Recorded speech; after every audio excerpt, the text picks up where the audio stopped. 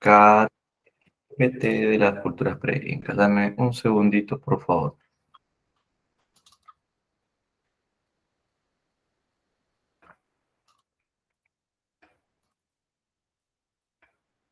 Ujú, ya está.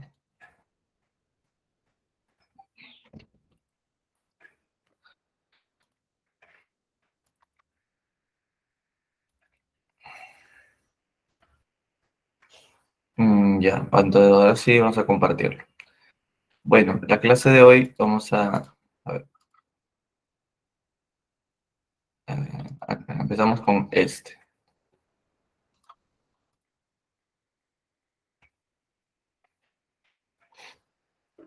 Muy bien, entonces vamos a dar inicio a las culturas preincaicas que según la periodificación de John Rowe se dividen en horizontes cuando tuvieron gran expansión y en intermedios cuando tuvieron poca expansión.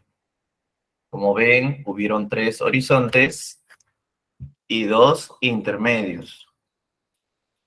El horizonte temprano se va a caracterizar no solo porque tuvo una gran expansión, como vemos aquí, sino además porque el horizonte temprano lo va a caracterizar Chavín. Chavín va a ser la manifestación de este horizonte, ¿no?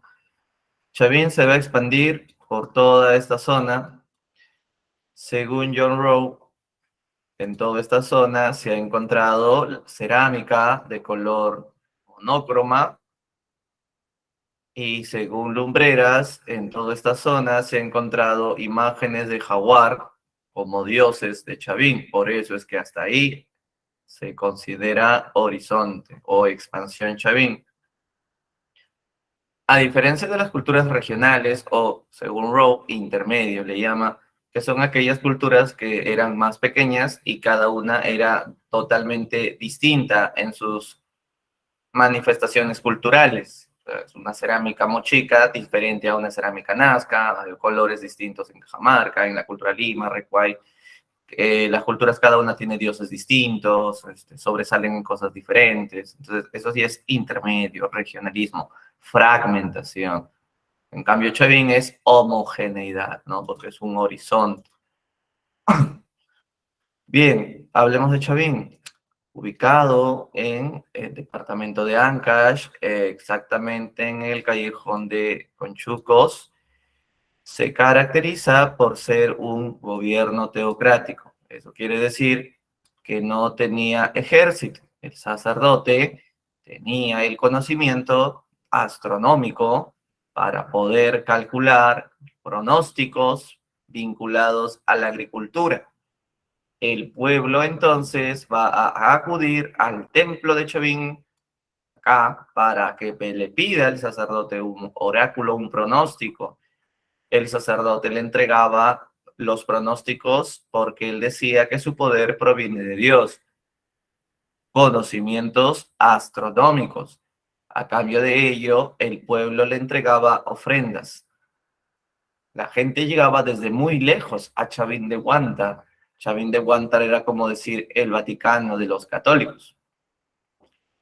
Por eso se han encontrado hasta conchas marinas, lo que confirma que hasta gente de la costa había ido a ofrendarle al templo de Chavín a cambio de pronósticos.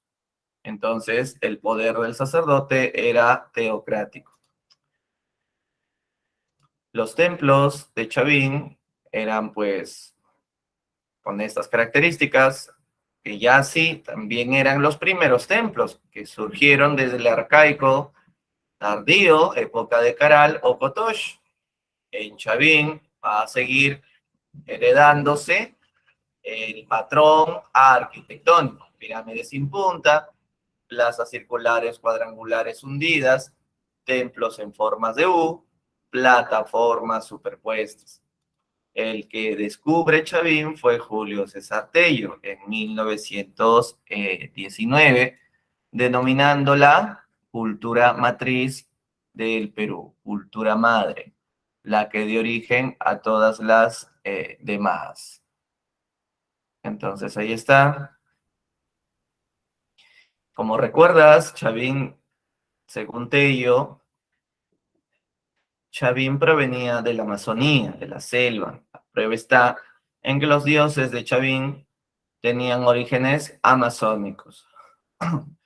Aunque ahora se dice que estos animales también existieron en en la costa, no solo en la selva.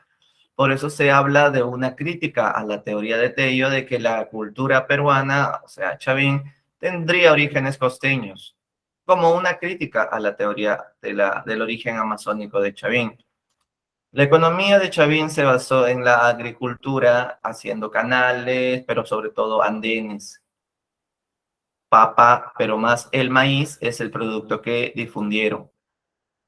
El sacerdote de Chavín se preocupó en hacer dioses de piedra para que el aparato ideológico o religioso sea más efectivo. Por eso es que hicieron estos dioses como el Anzón, la Estela, el Obelisco Tello, para poder asustar a la gente.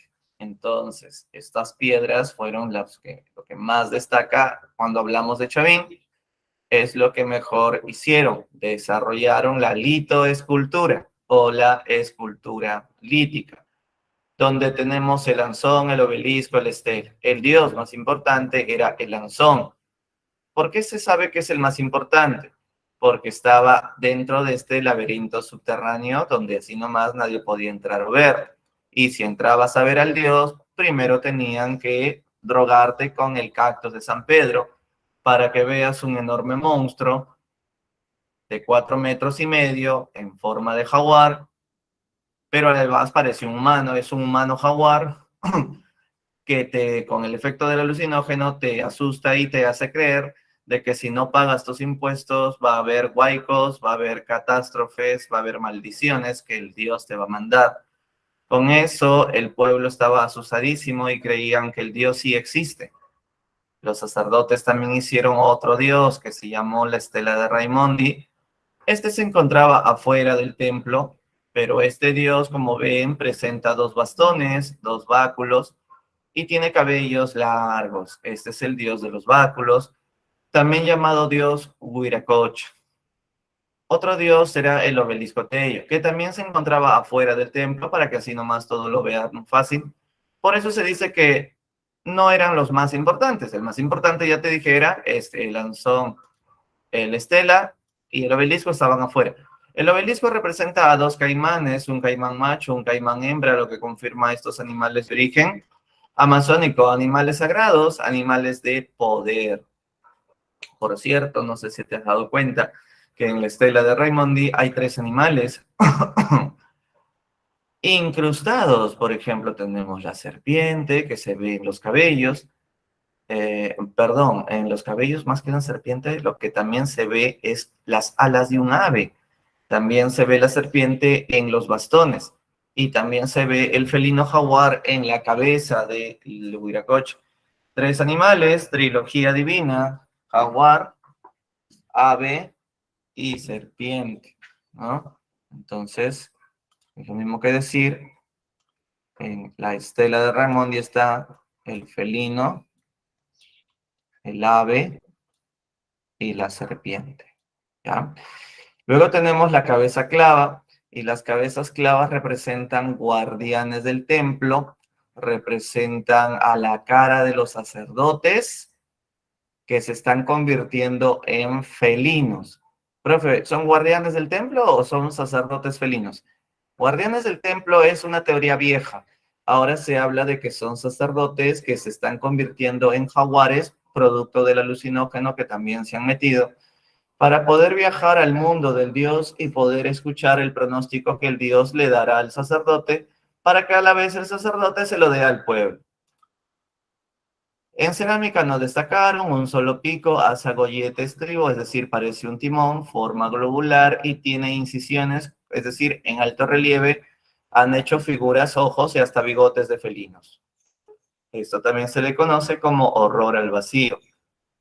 Aunque en la cerámica nazca se va a ver más el llamado horror al vacío, porque en Chavín todo lo decora. En este caso no pintando, sino haciendo incisiones o en alto relieve. Tuvieron algunos restos de metalurgia, pero no fue lo mejor que hicieron. Chavín cayó por un fenómeno del niño. Los sacerdotes ya no podían pronosticar bien. El pueblo dejó de creer en sus pronósticos. Y como la gente dejó de creer en el oráculo de Chavín, el Perú se regionalizó, haciendo nuevas culturas.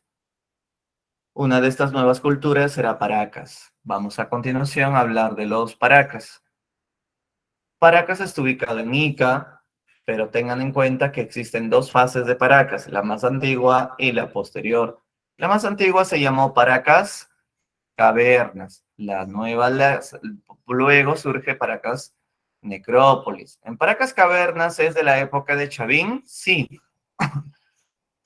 Paracas Cavernas es de la época de Chavín, ¿no? Entonces, cuando Chavín ya estaba en sus últimas etapas, este, Paracas Cavernas ya estaba apareciendo, ¿no? Paracas Cavernas es teocrática, no tienen guerras porque la influencia de Chavín aún es muy fuerte. Incluso en Paracas Cavernas vas a encontrar aún mantos Paracas con figuritas de felinos o de jaguares. Ah, es otra influencia de Chavín. Ahí está en Paracas Cavernas. En Paracas Necrópolis, en cambio, ya no va a haber ninguna influencia de jaguares en sus mantos, en sus textiles, en sus fardos, ya no. Entonces ya no pertenece a la influencia de Chavín. Paracas Necrópolis es del intermedio temprano ya. La diferencia entre ambas está en la forma de sus tumbas. Cavernas tiene forma de botella, Necrópolis forma rectangular. En Cavernas se habrán encontrado 40 cuerpos. En Necrópolis se han encontrado 500 cuerpos. Necrópolis es una ciudad de muertos. Cuando Tello descubrió esta tumba de 8 metros de profundidad, encontró que ahí estaban los cuerpos doblados en posición fetal y momificados. La momificación había permitido que su piel se conserve, obvio que pegado al hueso, obviamente muertos, pero no encontró calaveritas, encontró cuerpos con piel y todo, orejas, ojos, cabello, envueltos en varios mantos. Entonces aquí está la evidencia de que los tejidos de Paracas tienen imágenes de dioses de influencia de Chavín. Como ven aquí, el ser oculado se llama así por sus enormes ojos, pero este es el dios de los báculos de Chavín, el de la Estela Raimondi, pero este está volando. Este tiene cabellos en forma de serpiente, en cambio el oculado. Pero también te puedo enseñar el dios Con, que es el que está volando. Todo eso representa influencia de Chavín en los mantos o textiles. No dudes de que Paracas destacó en textilería, son muy finos sus mantos. La diferencia entre cavernas y necrópolis también se puede ver en su cerámica. En cavernas, la cerámica es polícroma, muchos colores, pero la pintura se pierde con el tiempo porque la pintaron antes o después del horneado. En Paracas Cavernas la pintaron antes o después. La pintaron después, ahí dice post-cocción. La pintan después del horneado, después de la cocida. Por eso la pintura queda en la superficie y se va saliendo. En cambio, en Necrópolis es monócroma, pero la pintura no se sale porque la pintaron antes de meterla al horno. Eso es técnica precocción. Y como ven, a diferencia de Chavín, que solo su cerámica tenía un pico, en Paracas su cerámica tiene dos picos. Está unido por un asa, el asa puente, forma globular. En sus cráneos tenemos las deformaciones craneanas que se hicieron para diferenciar la élite del pueblo.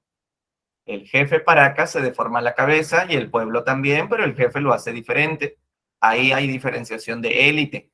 Y también para diferenciar la sociedad y las comunidades. Por ejemplo, Paracas Cavernas se deformaba la cabeza diferente a los de Necrópolis. Entonces, ahí hay diferenciación entre comunidades y entre el rey y el pueblo.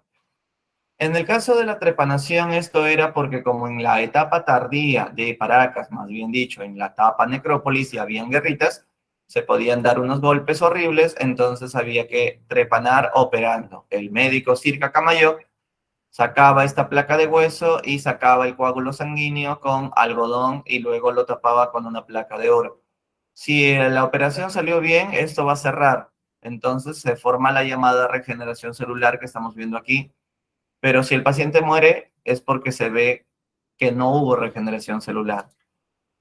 Se hacían por guerras, por enfermedades y por supersticiones de que si me duele mi cabeza es porque un demonio se metió y me está atormentando. Por eso es normal que en los paracas usen aretes como amuletos para que el demonio no entre por los oídos. Entonces no solamente eran por guerras, sino por creencias mágico-religiosas. Con esto estamos poniendo fin a la cultura paracas. Continuamos ahora con el intermedio temprano. Sí, Gabriel, el dios de los báculos, también es llamado dios Huiracocha o dios de los bastones o dios de los báculos. Es el de la estela de Raimondi, ¿no? Ese mismo. Creo que está compartiendo. Sí, ¿no? Ya, vamos ahora con el intermedio temprano. El intermedio temprano es, como ya saben, la época donde el Perú se regionaliza en pequeñas culturas. Ahí estará Paracas Necrópolis. Cavernas no, porque Paracas Cavernas era del periodo de Chavín en sus épocas tardías. En cambio, este es intermedio temprano, donde ya se desligan totalmente de la influencia de Chavín. Está Paracas Cavernas, Nazca, Moche, Lima, Cultura Recuay, Huarpa. En la costa, las culturas van a tener que hacer obras de canales hidráulicos para tener agua. Eso se llama agricultura intensiva. En cambio, en la sierra, como dependen de la lluvia, esto se llama agricultura de secano. El intermedio temprano se va a caracterizar porque casi todas estas culturas son muy buenas trabajando la artesanía, por eso se les llama los maestros artesanos. Es por esa razón que aquí se da a destacar la cerámica. En la cerámica fueron muy buenos. Bueno, empezamos con Nazca, ubicado en el departamento de Ica, en el mismo lugar donde estuvieron los Paracas, pero un poquito más al sur. La cuenca del Río Grande es la más importante. ¿Cómo fue que surge Nazca? Nazca es la continuación de los Paracas Necrópolis. ¿Cómo que la continuación? La continuación. Paracas Necrópolis se convierte en Nazca cuando cambian sus costumbres o sus tradiciones o su forma de pintar la cerámica o es la continuación. Es como, por ejemplo, antes aquí en el Perú habían el Imperio Inca y aquí en el mismo Perú, ahora estuvo después España y hoy seguimos nosotros aquí, pero somos los mismos. Entonces, igualito en Ica estuvieron los Paracas Cavernas y luego se convirtieron ellos en Nazcas. Nazca sí iba a tener guerra, entonces hablamos de teocráticos y militares y por qué surgieron las guerras. Lo que pasa es que como los sacerdotes han perdido importancia debido a que recuerdas que en Chavín, cuando vino el niño, el sacerdote de Chavín no pudo controlar el niño, entonces la gente dejó de creer en el templo de Chavín. El sacerdote había perdido importancia, por eso es que el sacerdote astuto, para no perder ese poder, contrató militares para que sean los militares los que ahora amenacen a la población de que si no cobras su tributo te meto golpe. Entonces, eso es una forma de dominio por la fuerza, no solamente a través de la religión. Como en Nazca no hay lluvias, entonces hicieron canales subterráneos. Eso demuestra que ellos tenían conocimientos de ingeniería hidráulica. Esos canales subterráneos se van a llamar galerías filtrantes. También tuvieron sus templos, el más famoso es Cahuachi, que lo vemos aquí. Era como decir Chavín de Huántar, pero en Nazca. La gente iba a dejar sus ofrendas al enorme templo de Cahuachi. Maxule fue el que descubrió esta cultura. Los Nazca hicieron este tipo de canales subterráneos para que el agua suba de manera oblicua y pueda ir generando manantiales Acá también se podía generar cochas o puquios, que son como manantiales de agua. Los podemos ver aquí. Por ahí va subiendo el agua. Estos son canales subterráneos, entonces. Eran conocedores entonces de cómo el agua va en contra, va a tener que ir subiendo contra la gravedad, por eso tiene que ser una pendiente inclinada para que el agua pueda ir subiendo lentamente, pero va subiendo. Ahí está una imagen de Cahuachi, aunque también se ha encontrado unos palos, postes de madera de Huarango. Esto se llama la estaquería, se cree que fueron columnas para haber construido algo que nunca supimos qué cosa habría sido. Lo que sí sabemos es que debido a las guerras que tenían los Nazca, coleccionaban sus cabezas trofeo con el objetivo de temas de virilidad. A más cabezas trofeo, el soldado se siente más varón, más viril, más guerrero y puede atraer la atención de las mujeres. También las cabezas trofeo de bebitos que se ha encontrado demuestran sacrificios humanos. La cerámica nazca es la mejor de todo el Perú, la más bella de todo el Perú. Polícroma, horror al vacío porque todo está decorado. El azul y el verde no lo emplean, pero todos los demás colores sí, incluso hacen mezclas o matices. Suave, como porcelana china. Tiene dioses ahí estilizados, donde también se va enroscando toda la imagen para que no quede nada vacío. Las figuras de Nazca, llamadas también geoglifos, antes llamadas líneas, fueron estudiadas por varios investigadores. Toribio Mejía Sexpe descubre las líneas. Al no ver que eran enormes figuras o animales, le llamó líneas o caminos sagrados, seques. Pero los estudios más científicos llegan con Paul Cossot cuando vio que eran animales, pero su teoría era difícil de creer. Un zodiaco andino, dice Paul Cossot. Sin embargo, la famosa alemana Maria Reich propone la tesis de un calendario astronómico agrícola. Es decir, que estas figuras se hicieron para que los nazcas sepan cuándo va a llover, cuándo va a haber cambio de clima, porque un pico de un colibrí, por ejemplo, anuncia el inicio del invierno o del verano, por ejemplo. Entonces, esto está vinculado para que los nazcas sepan cuándo es la época de cosecha o siembra. Por eso, repito, calendario astronómico agrícola. Luego de la muerte de María, se han propuesto nuevas teorías a las figuras, como por ejemplo la de María Rostorowski, que sostiene de que estas figuras más bien se hicieron para atraer la atención del dios de Nazca, que era el mismo dios de Paracas, el dios Con, el gato que vuela, ¿no? Este ser, ¿no? Oculado, y para que pueda venir la lluvia. Entonces el dios mandaba la lluvia desde el cielo porque estaba agradecido que los nazcas les hicieron unos dioses para atraer su atención. Pero entonces eso sería el tema de la teoría de los rituales para atraer lluvia, rituales pluviomágicos. Entonces tenemos esta teoría de María Rostorowski, pero hay otras teorías, como por ejemplo que estas se hicieron para detectar agua subterránea. Nunca se sabrá la verdad, por eso se queda en teorías. Nazca llega a su fin con la invasión de los Wari. La invasión de los Wari, una cultura tremenda, que lo veremos en instantes, pero antes vamos a hablar de otra cultura que fue contemporánea a Nazca, los Moche. Moche o Mochica, ¿no? Es lo mismo. Ubicados en la costa norte, abarcó los departamentos de La Libertad, el Lambayeque, aunque también agarraron Piura y Ancash. Un secreto de los Moche es que no tienen capital. Cada río, cada valle era autónomo, era independiente. Se gobernaba de manera autónoma por un gobernante local. Pero varios valles también eran gobernados por un gobernante mucho más poderoso. Pero en otras palabras, no es que hubiera un emperador como digamos el Inca, que era dueño de todos los mochicas. No, no era así. Podían haber jefes regionales dueños de varios valles. Estos se llamaban el Siequish. O también podían haber jefes locales de un solo valle, que se llamaban el Alaec. Entonces, ahí está, eran reinos independientes. También tuvieron sus guerras, teocráticos y militares. Ellos ofrendaban sacrificios humanos en prisioneros de guerra, asesinados para el dios Ayapaé, que era considerado el dios que traería la lluvia. Por eso los moche eran bastante radicales en sus rituales, haciendo sus sacrificios. Cultura estudiada por Maxule, aunque fue Tello quien le puso el nombre Mochica.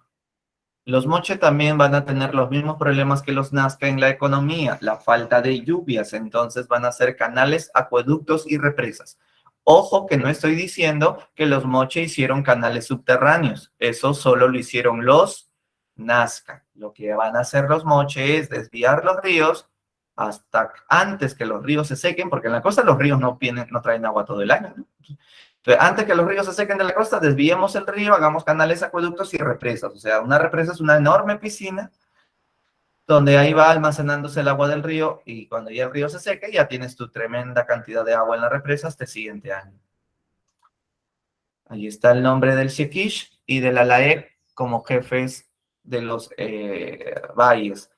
El Ayapae, que es este tremendo dios, y acá están las famosas huacas, como la huaca del sol, la huaca de la luna. La huaca de la luna representa la religiosidad. ¿Por qué? Porque era la huaca donde se encontró la imagen de Ayapaé y también en la huaca de la luna se han encontrado tremendos sacrificios humanos. Por eso es religiosa. La huaca del sol no ha sido estudiada todavía, está al frente de la huaca de la luna, pero cumplió una función administrativa. Ambos están en La Libertad, en el valle del río Moche. La otra es la Huaca Rajada, está ubicada en Lambayeque, donde se encontró el señor de Zipán. El señor de Zipán fue un poderoso siequish, jefe de varios valles en Lambayeque. Hace pocos años se encontró en la Huaca del Brujo, donde hay una huaca chiquita llamada Cao, una mujer que también tuvo el poder, la señora de Cao. Ella fue encontrada en La Libertad, incluyendo algunos murales importantes de dibujos que nos narran cómo era su vida. Por ejemplo, destaca el mural de la rebelión de las cosas, que se encontró en la Huaca de la Luna. En este mural, los objetos cobran vida y matan a los seres humanos. En cambio, en la Huaca del Brujo tenemos el mural Los Prisioneros, donde vemos prisioneros que van a ser jalados del cuello y manos para ser sacrificados. Ayapaé es un mural también, ya sabes que está ubicado en la Huaca de la Luna. Bien, entonces estos son los templos más importantes de los Moch. Tremendos sacrificios a los prisioneros, arrancaban corazones y bebían vasos con sangre humana en honor a este temible dios Ayapaé, que significa el decapitador, el degollador. Todas estas historias que te cuento están en los dibujos de la cerámica mochica. Ahí vemos cómo en la cerámica dibujan sus guerras, sus capturas, sus sacrificios y vemos este vaso ceremonial donde se cree se bebía sangre humana. Acá vemos a un Shekish y acá vemos a una sacerdotisa. Por la talla creemos que ella es mujer, este es hombre. Y sabemos que esto era sangre humana porque aquí abajo están prisioneros que están arrancándoles el corazón, sacándoles, ¿no? La sangre y todo esto. Entonces, esto es la evidencia de sacrificios. Evidencia también que se ve en la tumba de Zipán, porque acá también se ve que hubo sacrificios de mujeres y de hombres para que acompañen a su señor, incluso encontraron un niño, un perro, ¿no? Hasta llamas, encontrado en el gobierno de Alan García, la tumba de Zipán. Se ha encontrado en el año 91 la tumba de la mujer sacerdotisa que tenía el vaso con sangre que vimos en el dibujo. Todo esto está en la cerámica Moch. También se ha encontrado la tumba de la señora de Cao en La Libertad en el año 2006, lo que confirma que la mujer compartía el poder con el hombre. La señora de Cao era muy joven cuando murió. Los moches destacaron en cerámica bicroma, es decir, tenían dos colores, crema y rojo. Les encanta el crema y el rojo, como aquí vemos crema y rojo, pero su cerámica se caracteriza por ser, uno, escultórica. Escultórica significa que agarran la arcilla y hacen sus famosos huacos retratos que expresan estados de emoción o psicológico y también hacen sus huacos eróticos que expresan cultos a la fertilidad. La cerámica moche no solo es escultórica, sino también pictórica o pictográfica. Y esto significa que hicieron los dibujos de sacrificios o de guerras. Los dibujos de sacrificios y de guerras significa que son cerámicas pictográficas. También sería una cerámica realista, porque todo lo que dibujaron los moches fue real. Así mataban, así eran sus expresiones psicológicas, así hacían sus posiciones sexuales. Todo esto es realismo.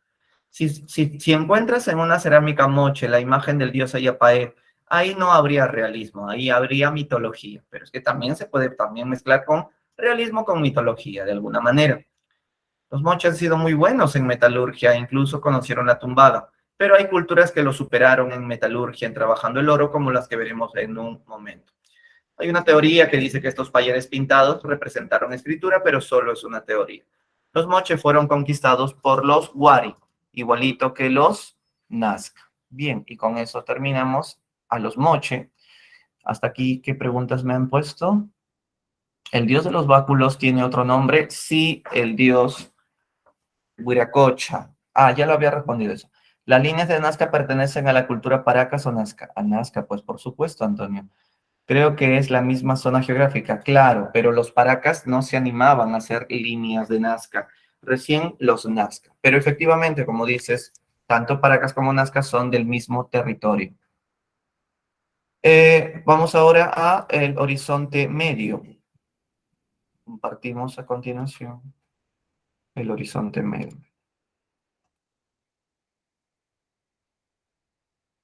Mm, a ver, creo que ahora sí, ya. Como sabes, el MED no es de mi dominio total, así es que tengo que estar chequeando si comparte. Me avisan si es que no comparten. Ya, bueno, veo que sí. Horizonte medio. Eh, Antonio, Nazca y Moche, ambas son las mejores cerámicas. Nazca destaca en que tiene muchos colores. Si bien Moche no tiene tantos colores como Nazca, Moche le gana a Nazca en escultórica, en huacos retratos, huacos sexuales, esculpiendo. Entonces, no es que quién es mejor, Nazca o Moche. O sea, en la universidad no te van a preguntar quién ocupa el primer puesto. Eso tal vez preguntaban antes. Te van a preguntar por qué es importante el intermedio temprano, porque son maestros artesanos donde hicieron grandes cerámicas. Aunque si hablamos de colores, obvio que Nazca, pero si hablamos de cerámica escultórica, ahí ganaría Mochica. No, Marcos, las cabezas clavas solo se han encontrado en Chavín y luego en Tiahuanaco, como una influencia de Chavín. En Moche no se encontraron cabezas clavas. Vamos a continuación entonces a hablar del horizonte medio. Como ya sabemos, un horizonte se caracteriza por tener gran expansión. En el caso del horizonte temprano, vimos la cultura de Chavín. Y ahora turno del horizonte medio. Ahí toca hablar de Guari y de Tiahuanaco. Fueron vecinas y contemporáneas. Primero hablemos, perdón, antes de esto. En esta época ya podemos hablar de Estado, con todas sus palabras en mayúscula, Estado y ciudad. Antes de estas culturas, difícil hablar de un Estado consolidado en Moche, Nazca y ciudades, también era difícil hablar. Más habían templos que ciudades, pero aquí ya es 100% Estado, 100% ciudades. Esa es la característica básica del horizonte medio. Bien, Tiahuanaco estuvo ubicado en la meseta del Collao, abarcó más Bolivia que Perú. De Perú abarcó un pedazo de Puno. Y lo más importante de saber de Tiahuanaco es que, bueno, Tiahuanaco se llamó Taiticala, por si acaso. Entonces, lo más importante es que el frío que hay allá les impedía que su agricultura sea exitosa. Por eso podían preferir la ganadería de altura, pero eso no quita que no hicieran agricultura. Tienen que hacer igual agricultura, pero como el frío mata, o sea, literalmente el frío mata la planta, hicieron técnicas como los guaru y el control de pisos ecológicos. Los guaru, como ven aquí, consiste en chacras elevadas. Al lado hay agua. Acá también lo podemos ver en esta imagen acá arriba. Al de arriba es. Entonces, chakras elevadas, el sol en el día entibia el agua y en la noche el agua que aún permanece cálida abriga la planta. y con ello se evita que la helada que quiere venir a matar la planta la mate, porque el agua tibia es como un abrigo natural que está al lado cuidándola, formando un microclima térmico benigno. La otra técnica que hicieron era el control de pisos ecológicos.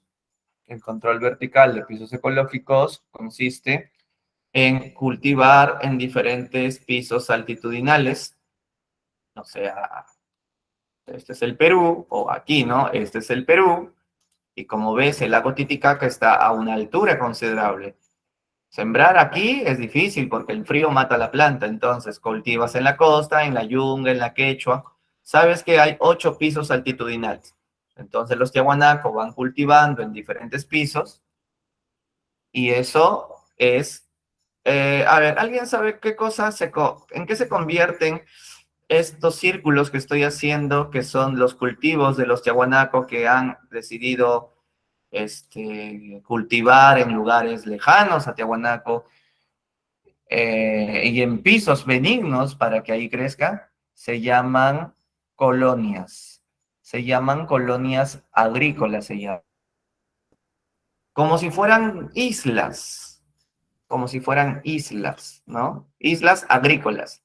Por eso es que aquí la palabra que usan es archipiélagos, porque un archipiélago es un conjunto de islas, pero no en el sentido literal de una isla, porque el agua no vemos agua en la isla acá, sino en el sentido de que son como enclaves, como pequeñas islas agrícolas. Porque los cehuanacos son originalmente de aquí, pero estos se van expandiendo cuando van robándole tierras a diversos pisos ecológicos y van agarrando estas zonas para cultivar.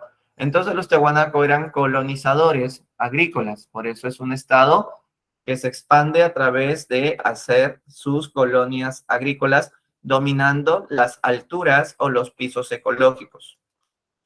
Los tiahuanaco tenían ejército, pero a pesar de que tenían ejército, la expansión que van a hacer haciendo estas colonias, como te dije, van a basarse no tanto en guerras. ¿Por qué no? Porque llegaban a negociaciones con los pueblos que estaban ahí abajo para que les permitan robarle sus tierras. Entonces, te robo tu tierra, ¿me das permiso? No, porque no me gusta que me robes. Mira, jefe de la costa, si tú me dejas que me robe tus tierras para sembrar aquí lo que en la altura no me crece, porque nosotros vivimos en la altura, yo te regalo a mi esposa y tú me regalas a tu esposa. Eso hacían. Eso se llama alianzas políticas o alianzas matrimoniales. Entonces, más que hacer guerra, exterminando gente, matando, los Tiahuanaco eran más pacíficos en la forma de conquistar. Por eso es que no se llaman conquistadores. Aquí lo vuelvo a decir, se llaman colonizadores. En ese sentido, si bien los Tiahuanaco, repito, tuvieron ejército, su expansión se basó no tanto en relaciones militares, sino más en vínculos religiosos. Y eso lo puedes leer aquí. Aquí lo puedes leer y ahí lo dice. En cambio, los Wari sí se basaron más en expansionismo militar que religioso. No digo que Wari no tuvo religión, claro que sí, pero eran más unas guerras espantosas hacían los Wari. Los Tiahuanaco eran más tranquilos en ese sentido, preferían negociar y expandir al dios Huiracocha sobre los territorios que ellos iban. ¿Qué dios, profesor, era de Tiahuanaco? Dijo, el dios Huiracocha, que era el mismo dios de Chavín en la estela de Raimondi. ¿El mismo? Sí. También están los andenes, cerros donde cultivan para lograr una expansión de su frontera agrícola, para lograr que se siga expandiendo las chacras, pero en los cerros.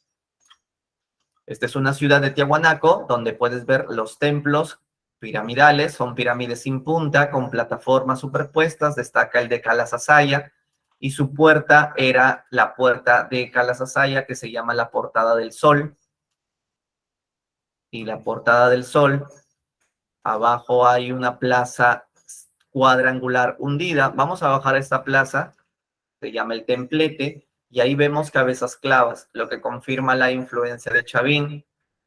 Pero Tiahuanaco fue bueno trabajando la piedra, igualito que Chavín. Pero Tiahuanaco fue bueno haciendo este tipo de esculturas llamados monolitos que representan sacerdotes. El más bacán es el monolito Benet de 7 metros de alto y son de piedra. Oye, también se parece a Chavín porque Chavín también fue bueno en escultura lítica haciendo dioses como el Anzón. Tiahuanaco tiene tremenda portada del sol, también hecha de piedra. Profe, Chavín también es bueno haciendo el trabajo de piedra. En Tiahuanaco tenemos el dios Huiracocha, que es el mismo dios de la estela de Raimondi de Chavín. Profesor, ya mucha coincidencia, ¿no? No es coincidencia, es influencia de Chavín en Tiahuanaco. El problema es que, ¿cómo explicas que las ideas de Chavín llegaron hasta Bolivia? ¿Cómo entender dicha influencia? Lo que ocurre es que Chavín eh, en su época tardía, como ya sabes, tuvo varias culturas que surgieron en su época tardía. ¿Recuerdas una de estas culturas que estaba ubicado en Ica, que surgió paralelo a la época tardía de Chavín y que vimos que tenía mucha influencia de Chavín y por eso dibujaban el dios, el gato que vuela?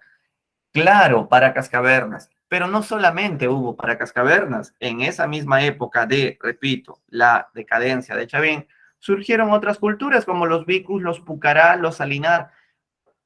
Pucará está ubicado en Puno, entonces, si Pucará vivió en la época de Chavín o en la época final de Chavín, así como le pasó a Paracas Cavernas, también a Pucará, a Chavín le llegó la influencia. Y Pucará, o Puno, se convierte en Tiahuanaco después. O sea, Pucará es el antecedente a Tiahuanaco. Es a través de la cultura Pucará que se cree habría sido la influencia de Chavín a Puno y de Pucará a Puno a Tiahuanaco. Por eso se explica esta influencia. Entonces, aquí tenemos el dios Huiracocha o el dios de los báculos o dios de los bastones, así también se le llama. En Tiahuanaco, el dios llora, entonces este es llamado el dios llorón. Ahora, ¿por qué llora? Porque es cobarde. Difícil creer que Tiahuanaco haya creído en un dios cobarde. Las lágrimas podrían obedecer a la necesidad de suplicar lluvias o simplemente que representan las fases de la luna, porque son 3 lágrimas más el ojo 4. ¿Y cuántas fases tiene la luna? 4. Tocó de coincidencia, pueden ser fases de la luna. Los Tiahuanaco también tuvieron los queros y los pebeteros como unas vasijas de cerámica y esta cerámica pebetero que tiene forma de animales. Los Tiahuanaco también conocieron el bronce para poder engrampar sus piedras en sus edificios para que no se cayeran. Estas grapas tenían formas de H, así eran las grapas. Entonces, si esto es una piedra y esto es otra piedra, para que estas no se caigan, hacían una picada de piedra en forma de H. Entonces, como quedaba ya picado, agarraban la grapa y plaga y lo chancaban, ¿no? Como una grapa, ¿no? Que queda unido, las dos piedras están sujetadas.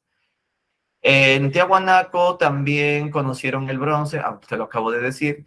En Tiahuanaco también, eso, ¿no? Nada más, y el fin de Tiahuanaco se produce, bueno, hay varias teorías, la más interesante es que llegaron los aymaras, invadieron a Tiahuanaco y los Tiahuanaco huyeron a Cusco. Los Tiahuanaco huyeron a Cusco por la invasión violenta de los pueblos aymaras. Y cuando lleguen a Cusco, que nacieron los incas. El origen de los incas provendría de la migración de estos Taipicala a consecuencia de la invasión aymara. Fin de Tiahuanaco. Turno de los Wari, como ya sabemos, contemporáneos con los Tiahuanaco. Los Wari, estos sí son más peruanos que Tiahuanaco, pues, ¿no? Los Wari, ubicados en Ayacucho, tienen como núcleo la cultura Huarpa, pero para entender cómo surge Wari, recordemos que los Huarpa, repito, que era los Huarpas son los Wari cuando eran pequeñitos, cuando eran este puntito rojo, ¿no? Pero tuvieron contacto con los Nazca y con los Tiahuanaco, ¿no? Entonces tuvieron una influencia. Entonces, cuando los Huarpa venían a Nazca, a Ica, los Nazca, ¿qué le enseñaron? Le enseñaron su cerámica. Entonces los Huarpa imitaron la cerámica Nazca. Lo mismo pasa con Tiahuanaco. Los Huarpa conocen al dios Huiracocha de Tiahuanaco, al dios Ullorón, que tú ya lo conoces, y los Huarpa se copiarán ese mismo dios y recibieron esa influencia. Entonces, consecuencia de que los huarpas ahora están influidos por la cerámica nazca, pero a la vez influenciados por la religión tiahuanaco, inclusive por la economía de Tiahuanaco, porque los huarpas también se van a plagiar el control de pisos ecológicos, los andenes, los huarpas y todo esto. Entonces los huarpas ya no son huarpas, pues, porque están recibiendo influencias de Nazca y de Tiahuanaco. Entonces esa síntesis, ese resumen, ese extracto los hace que se conviertan en Wari. Pero Wari se convierte más aún en un imperio cuando deciden expandirse. Por eso es que ahí está, el color lila, es todo el tamaño de la expansión en Wari, que se origina, como ya te dije, en Ayacucho. Ahí está lo que estaba explicando. Los Wari, antes llamados Huarpa, de Ayacucho, reciben la influencia de la cerámica nazca y la religión de Tiahuanaco. Luego deciden expandirse porque tenían poderosos ejércitos y así se forma el imperio Wari. Eh, los Wari se caracterizan no solo por tener una gran expansión, sino también por construir muchas ciudades. Wari fue un estado militar expansivo. ¿Y por qué dice colonialista? Porque así como Tiahuanaco hacía sus colonias agrícolas o archipiélagos humanos con los pisos ecológicos, Wari también se copiará. Y por eso también es colonialista, pero también va a ser imperialista en realidad, porque como ya te dije, los Wari se basan más en lazos militares que religiosos. En cambio, Tiahuanaco, su expansión se va a basar más en vínculos religiosos que militares, ¿no? O sea, son al revés, uno del otro. Wari tuvo como capital Ayacucho, llamado también Wari o Viñaque, porque hay un río y de ahí le ponen Viñaque, pero más conocido como Wari, Ayacucho, ¿no? Construyeron muchas ciudades o centros administrativos, también conocidos como cabezas de región, porque cada ciudad es como un eje que controla los impuestos de la población de alrededor. Y estas ciudades están unidas por caminos, hicieron una enorme red de caminos. Por eso si vemos aquí, encontramos que las ciudades están unidas por caminos. En cada puntito rojo van a estar unidas por caminos que van a ser pues muy grandes, ¿no? Una red vial para poder transportar los impuestos y trasladar al ejército rápidamente. También tuvieron al dios Huiracocha. Huari se copia de Tiahuanaco, el dios Llorón, solo que en Huari se le llamará dios Visco. ¿Por qué dios Visco? Porque sus ojos están mirando para la derecha y con el otro ojo a la vez miras a la izquierda. O sea, si haces eso te quedas visco, te quedas virolo. ¿Y por qué el Dios mira así? ¿No se quedaría él mal de la vista? Lo que pasa es que él quiere imitar la visión de las aves. Las aves tienen su ojo para, ¿no? Para que tengan un ángulo mucho más amplio. Creo que el ave mira hasta 320 grados, o sea, casi 360. Y entonces el dios Viracocha o el dios de los báculos aquí quiere imitarlo. Además llora demasiado. Entonces es el dios visco, sigue llorando el dios. Estos son los planos de una ciudad Wari. Piquillact estuvo en el Cusco, tuvieron funciones administrativas. Ten en cuenta que dentro de una ciudad hay templos, pero también dentro de las ciudades Wari hay palacios, el palacio del rey local. Ajá, y también hay cuarteles para que entrene el ejército, y también están las fábricas de textiles, más de cerámica. Una ciudad cumple muchas funciones, sobre todo para ayudar al gobierno. Ahí está viviendo la burocracia. No es lo mismo que hagas tu sede de gobierno en el campo. El campo es solo para la chacra, para la agricultura. Las ciudades, en cambio, son lugares para poder organizar el gobierno. Por eso es que Wari tuvo una gran planificación urbanística.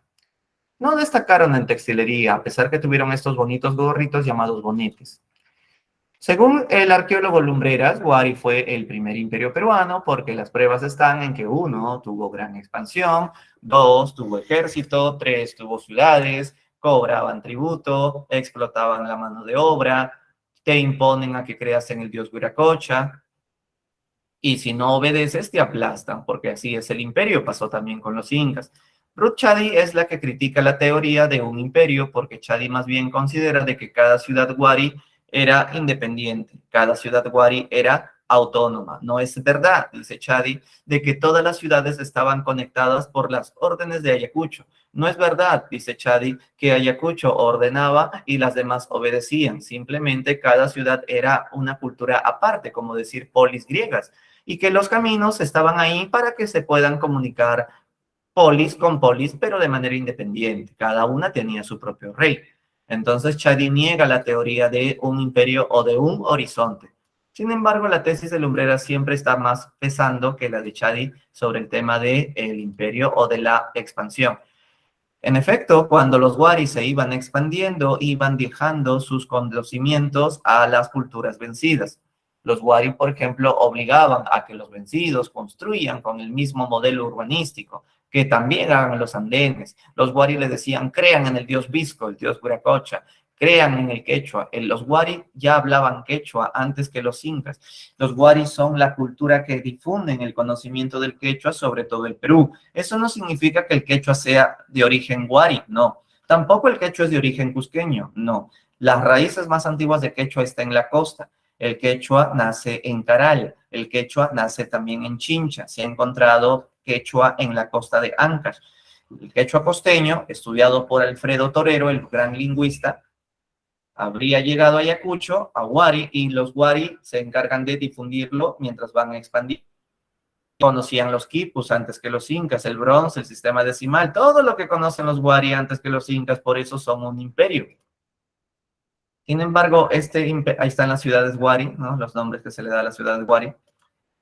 Su cerámica, como ya sabes, imitaban mucho a la cerámica nazca, aunque tuvo tres fases: la fase Conchopata, primero la fase Chaquipampa, que es la influencia nazca, luego la fase Conchopata es ya propiamente de la época imperial, y la fase Robles Mojo, que es la época donde se harán enormes cántaros o tazones como estas, que son del tamaño, bueno, cuando yo fui al Museo de Pueblo Libre, lo comparé con mi talla y hasta mi cuello llegaba a esta enorme. Son gigantes, son gigantes.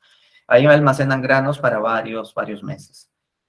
Y bien, los Wari llegan a su fin porque entre las ciudades empezaron a pelear, cada ciudad llegó a tener tanto poder y ahora cada una quería tener el control sobre la otra, algo que la capital no le gustó, entonces mandó tropas contra las ciudades rebeldes, pero hubieron ciudades que apoyaron a las ciudades rebeldes y otras ciudades que apoyaban a la capital, por eso se pelean unas contra otras, hasta que finalmente invadieron los chancas y con la invasión de los chancas se acabó el imperio Wari, se desintegró y su nuevas culturas que se va a llamar culturas. ¿De qué periodo ahora tocaría? A ver, después de la muerte de los Wari y de los Tiahuanaco, surgieron nuevas culturas que pertenecerían a un nuevo periodo conocido como intermedio tardío. Correcto, ya, correcto. Y vamos a compartir entonces ahora el intermedio tardío, la última parte.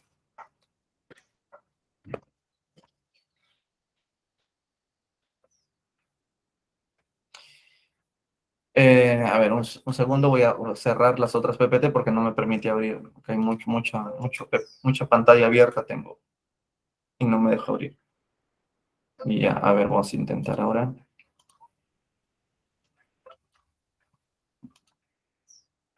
Ya.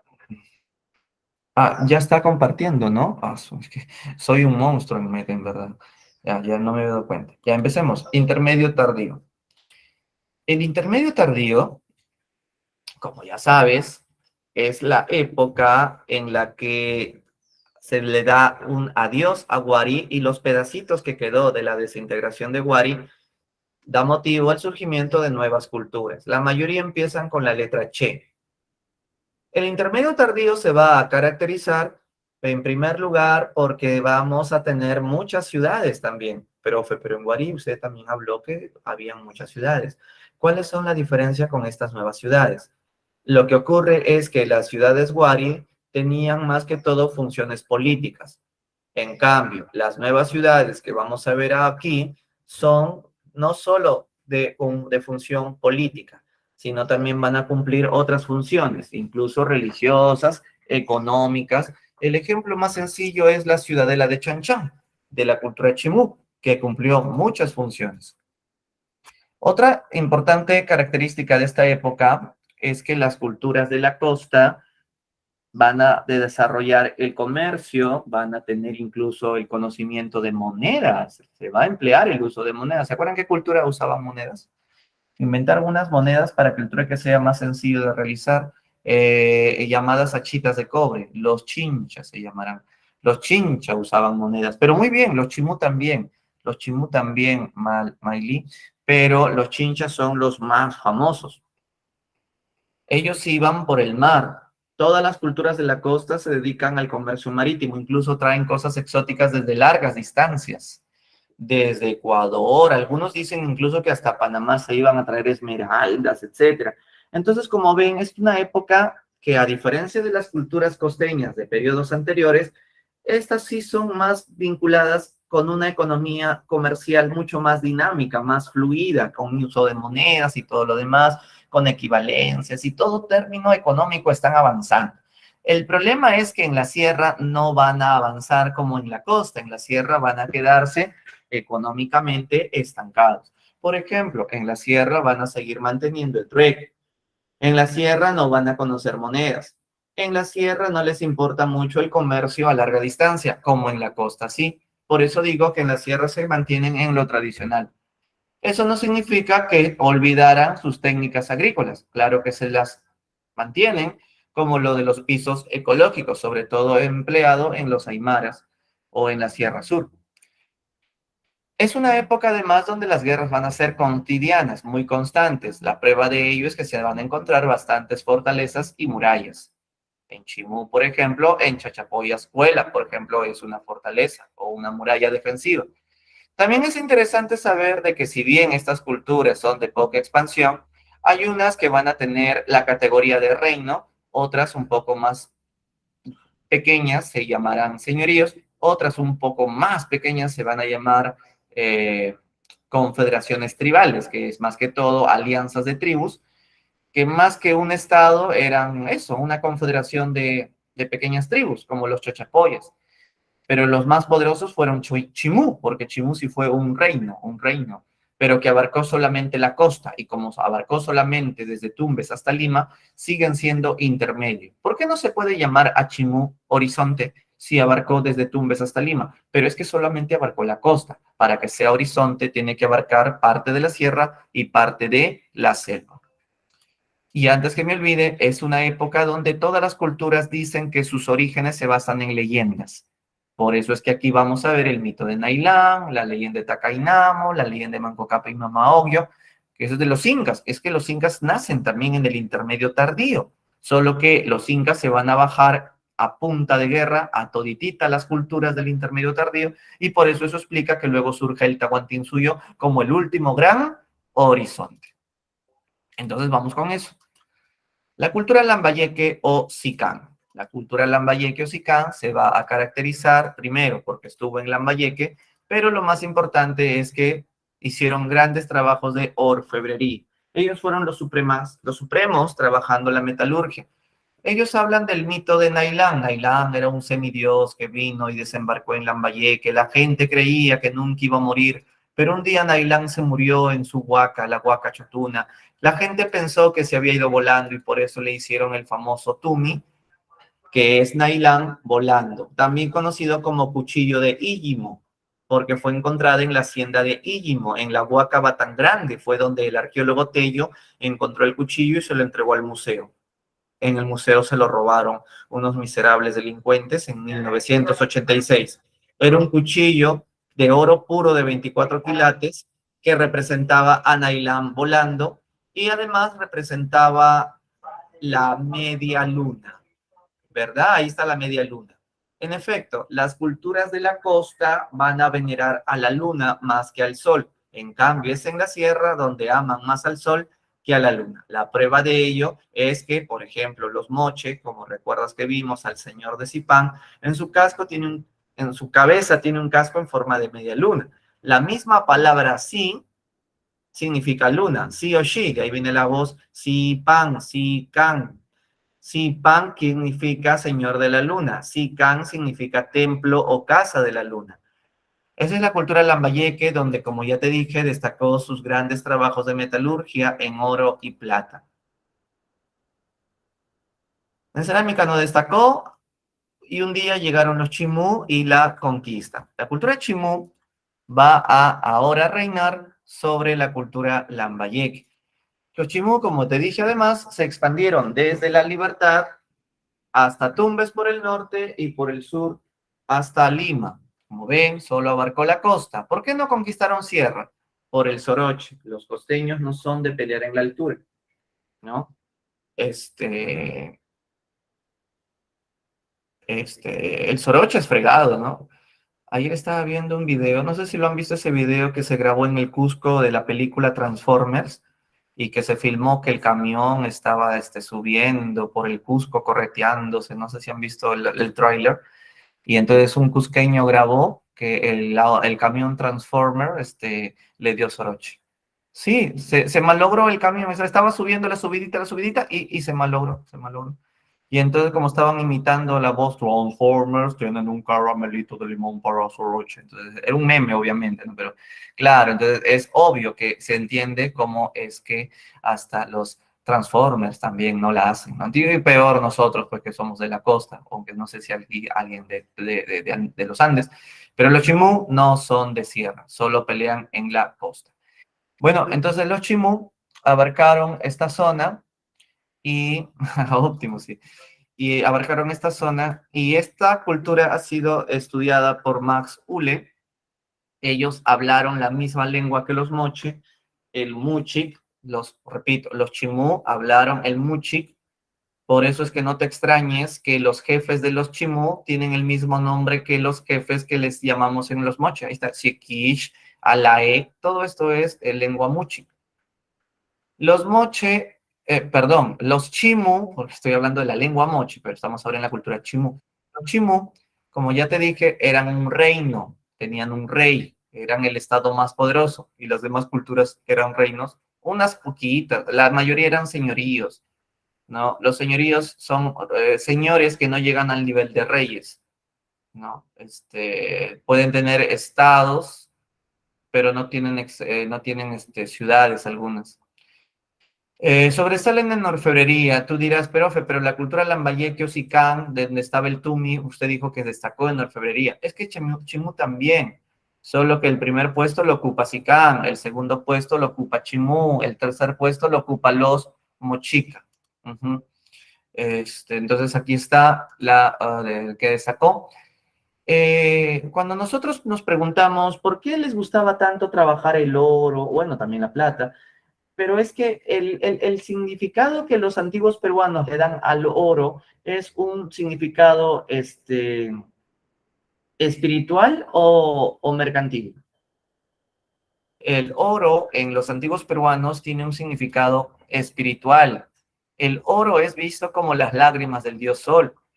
El oro es vinculado con lo religioso, a diferencia de los españoles que lo vieron como oro, riqueza, capitalismo, inversión, ¿no? Es diferente. Por eso, si tú te encuentras un cuchillo Tumi, supongamos que hay otro cuchillo que no se ha encontrado y tú lo encuentras en tu jardín, ¿lo vas a considerar algo espiritual y religioso o material?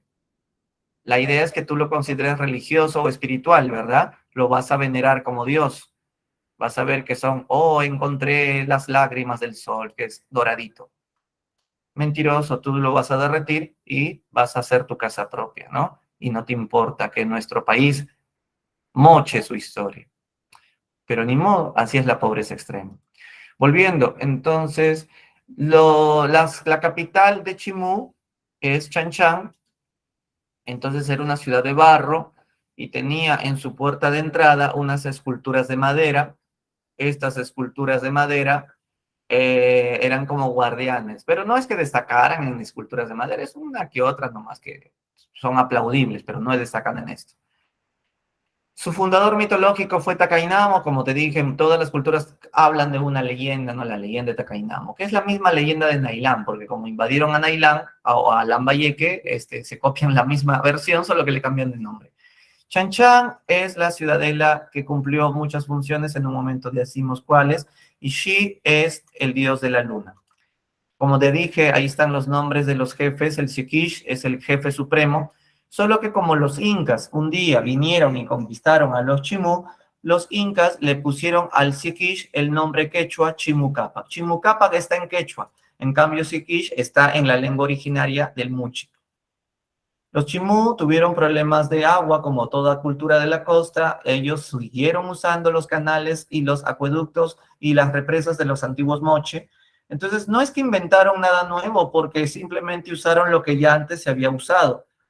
Lo nuevo que inventaron solamente fue una cosa, los huachacas, que son chacras hundidas. Tú excavas hasta encontrar tierra húmeda, entonces ahí cultivas.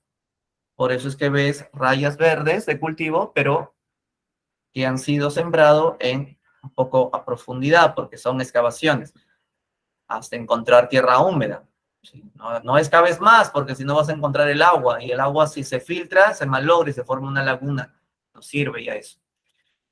Chan Chan. Chan Chan era la ciudad donde vivía la élite, donde vivía la nobleza, y desde ahí gobernaba. Función política. Pero ahí también estaban los 30.000 sirvientes que le servían a la élite. Entonces, función económica, porque ahí estaban los sirvientes que trabajaban los huachaques, la agricultura, incluso habían mercaderes que traían cosas exóticas desde muy lejos, por ejemplo, para que la reina esté contenta, porque como no hay internet, la reina ¿qué hace todo el día si es la reina y no tiene que trabajar para distraerse en nada? Entonces el rey le dice a los mercaderes, traigan perlas, traigan diamantes, traigan esmeraldas, traigan conchas de lejanos lugares. Entonces estaban los mercaderes, mientras que los demás tienen que trabajarme la tierra y construirme esta cosa porque quiero tener un nuevo palacio. Entonces mitayos, porque cumplen su trabajo obligatorio. Habían mitayos, habían mercaderes, habían agricultores. Adentro de Chan Chan también hay cementerios para los reyes que iban muriendo.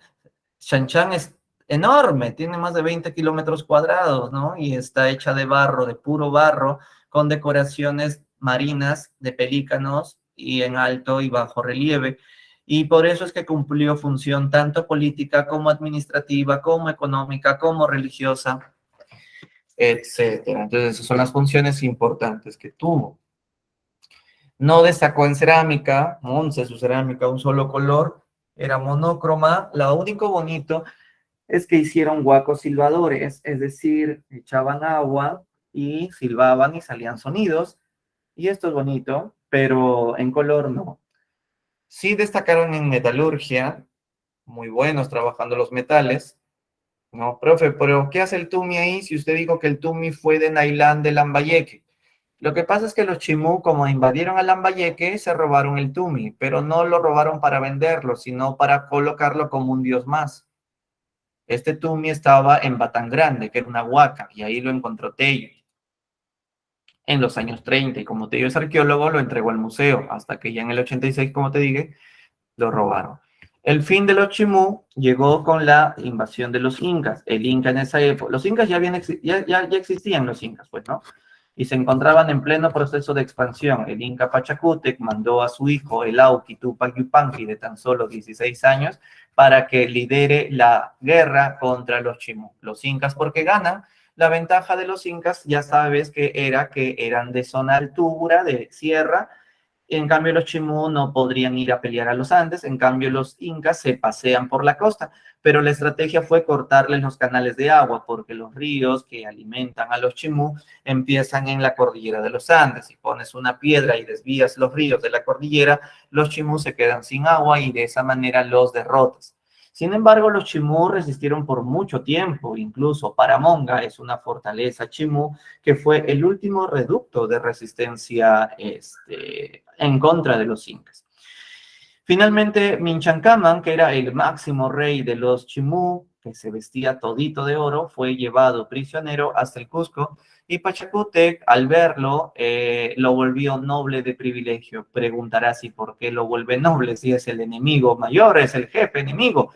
Los incas no les conviene estar matando a los reyes que acaban de derrotar. ¿Por qué no les conviene? Porque si el Inca mata a los reyes de la cultura vencida, el pueblo se va a sublevar y van a jurar venganza. Lo que busca el Inca es tratos políticos, es decir, Te vuelvo noble de privilegio con el objetivo de que te sientas ahora inca, o sea, te sientas orgulloso de los incas y olvides tu orgullo chimú. Para lograr convencerte, te regalaré a mi hija también. Pregunta, ¿los jefes conquistados por los incas y que eran ennoblecidos llegaron a sentirse incaicos al final? ¿Se cumplió el objetivo que tenía el Inca de lograr la unidad política del Tahuantinsuyo? No. ¿Qué prueba tienes de tu respuesta de tu no? La prueba es de que estos curacas o reyes se mantuvieron tan orgullosos de su cultura que se unieron a los españoles cuando estos llegaron. Esa es la prueba que tenías que haberme dicho. Entonces, efectivamente, los incas, por más que lo intentaron, no lograron la unidad política con sus colonias. Chao a los chimú y ahora vamos con los chincha. Contemporáneos todos, por supuesto, ¿no? Los chincha son de Ica. Ellos no tenían ejército, eran grandes comerciantes, navegantes, iban hasta Ecuador para traer la concha marina Spondylus, que les valía mucho porque estos animalitos te dicen si el mar se está calentando para que estés advertido si la temperatura va variando y sepas si va a venir un niño o todo lo demás. Por eso eran más valiosos que el oro, eran mensajeros de los dioses, se decía. Estos eran traídos, repito, desde Ecuador. Por lo tanto, los chincha hacían comercio marítimo de larga distancia, pero también hacían comercio terrestre. En este caso podían irse hasta la selva, pero más que todo hasta el altiplano, por ejemplo, Puno, en donde, por ejemplo, le pedían a la puneña un trueque. Puneña, dame tu charqui, yo te doy mi concha marina. No es fácil hacer un trueque de ese tipo porque en la sierra las conchas no son valiosas, ¿no? Entonces, como la puneña le pedía demasiadas conchas marinas a cambio del charqui, el chincha decía, ¿cómo te voy a dar tantas conchas marinas? Pues si son sagradas, son muy valiosas para nosotros. Solo te doy dos conchitas. La puneña decía, no, no voy a aceptar dos conchitas. Dame dos costales de conchitas. Ah, ya ves. Entonces, como es difícil ese trueque, porque vas a regatear, se inventaron las monedas mercancía en forma de achitas, eran de cobre. Las monedas no se inventan porque se sienten empresarios que quieren invertir en la bolsa, ni siquiera porque se sienten de acumular riqueza o mercantilistas como los europeos. Las monedas mercancías se inventaron por la necesidad de agilizar el trueque, para no perder el tiempo por horas estando regateando y regateando con la puneña. Además, porque pesa menos cargar unas 100 moneditas que estar cargando tus 100 costales de concha en la espalda e irte hasta Puno desde Ica, ¿verdad? Entonces, en eso destacan los chinchas, grandes comerciantes, tuvieron un dios llamado el Chinchay Camac, aunque también tuvieron su gran curaca que se llamaba el Chinchay Capac. Capac significa poderoso. Y el dios era el Chinchay Camac. Como te dije, no tenían ejército, eran un estado más que todo teocrático, aunque también como dominaban el mar, algunos dicen que era talasocrático, para compararlo con los de Creta, que dominaban el mar. Pero otros creen que no puede ser llamado talasocrático porque no es que dominen toda su vida el mar, también hacen comercio terrestre. Bueno, entonces sí, hay un poco de los dos. Eh, ¿Qué había más? ¿Campesinos o comerciantes? A ver, en cantidad, según un censo que hizo María Rostorowski, ¿qué habían más? ¿Campesinos o comerciantes? ¿Tú qué piensas? Escribe. Más habían campesinos, más habían agricultores. Claro, protestarás porque, profe, ¿cómo? Por usted me está diciendo que más destacaron en el comercio, entonces tienen que haber más comerciantes. No, tú puedes destacar en una actividad, pero no necesariamente tienes que ser más cantidad de número que otra actividad. Es decir, se han contado unos 10,000 campesinos chincha y solo 4,000 mercaderes chincha. Pero lo que pasa es que esos 4,000 mercaderes chincha hacían del comercio la actividad más importante de los chincha, la actividad más fluida de los chincha. Entonces, si bien es cierto que habían más campesinos, La agricultura era lo más natural y tradicional que no, pues, llamaba mucho la atención para decir que en esto destacaron, pues, ¿no? Por eso es que en cantidad hay más campesinos, pero en actividad dinámica o más destacable, eso sí es el comercio, a pesar que esos comerciantes no eran tan numerosos como los campesinos. Eso hay que tenerlo de esa manera en cuenta. Entonces, ahora vamos con otras características culturales en su arquitectura. Tenemos la centinela, que era más que todo función política, era un edificio donde estaba el jefe y la centinela era de función religiosa. Recuérdalo porque ahí se prendía una fogata, como una vela, como una centinela religiosa para rezar. La que cumplió función política fue Tambo de Mora, Tambo de Mora. Esto queda pues en Ica. No sé si conocen Chincha, esa zona de Lunahuaná, San Pedro, ¿no? Ahí vive este Mamainé, que hace la rica carapulcra y el caucao de 4 vísceras. Ese es el señor caucao que solo hace la chinchana Mamainé. Ya, pero no estamos hablando de negritos aquí, ¿eh? Estamos hablando de indígenas Chincha.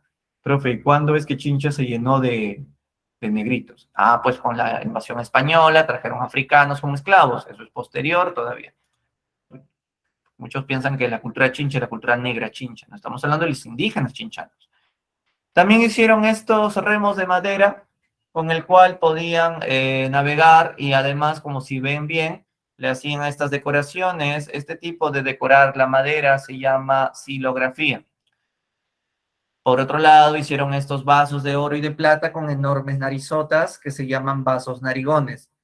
Bien raro, ¿para qué hicieron narices tan grandes? ¿Acaso los chincha eran narizones? Y también hicieron una cerámica que no fue la más destacable, color rojo, color negro, color blanco. Los Chincha eran pacíficos, por eso cuando el Tupac Yupanqui llegó a conquistarlos, se dio cuenta que los Chincha no tenían gente para pelear y tampoco querían guerras. Por eso es que el Inca llegó a hacer un pacto con los Chincha para que todo esto sea conquista pacífica. Y los Chincha aceptaron. ¿Por qué los incas querían conquistarse a los Chincha? ¿Qué obtendrían de ellos?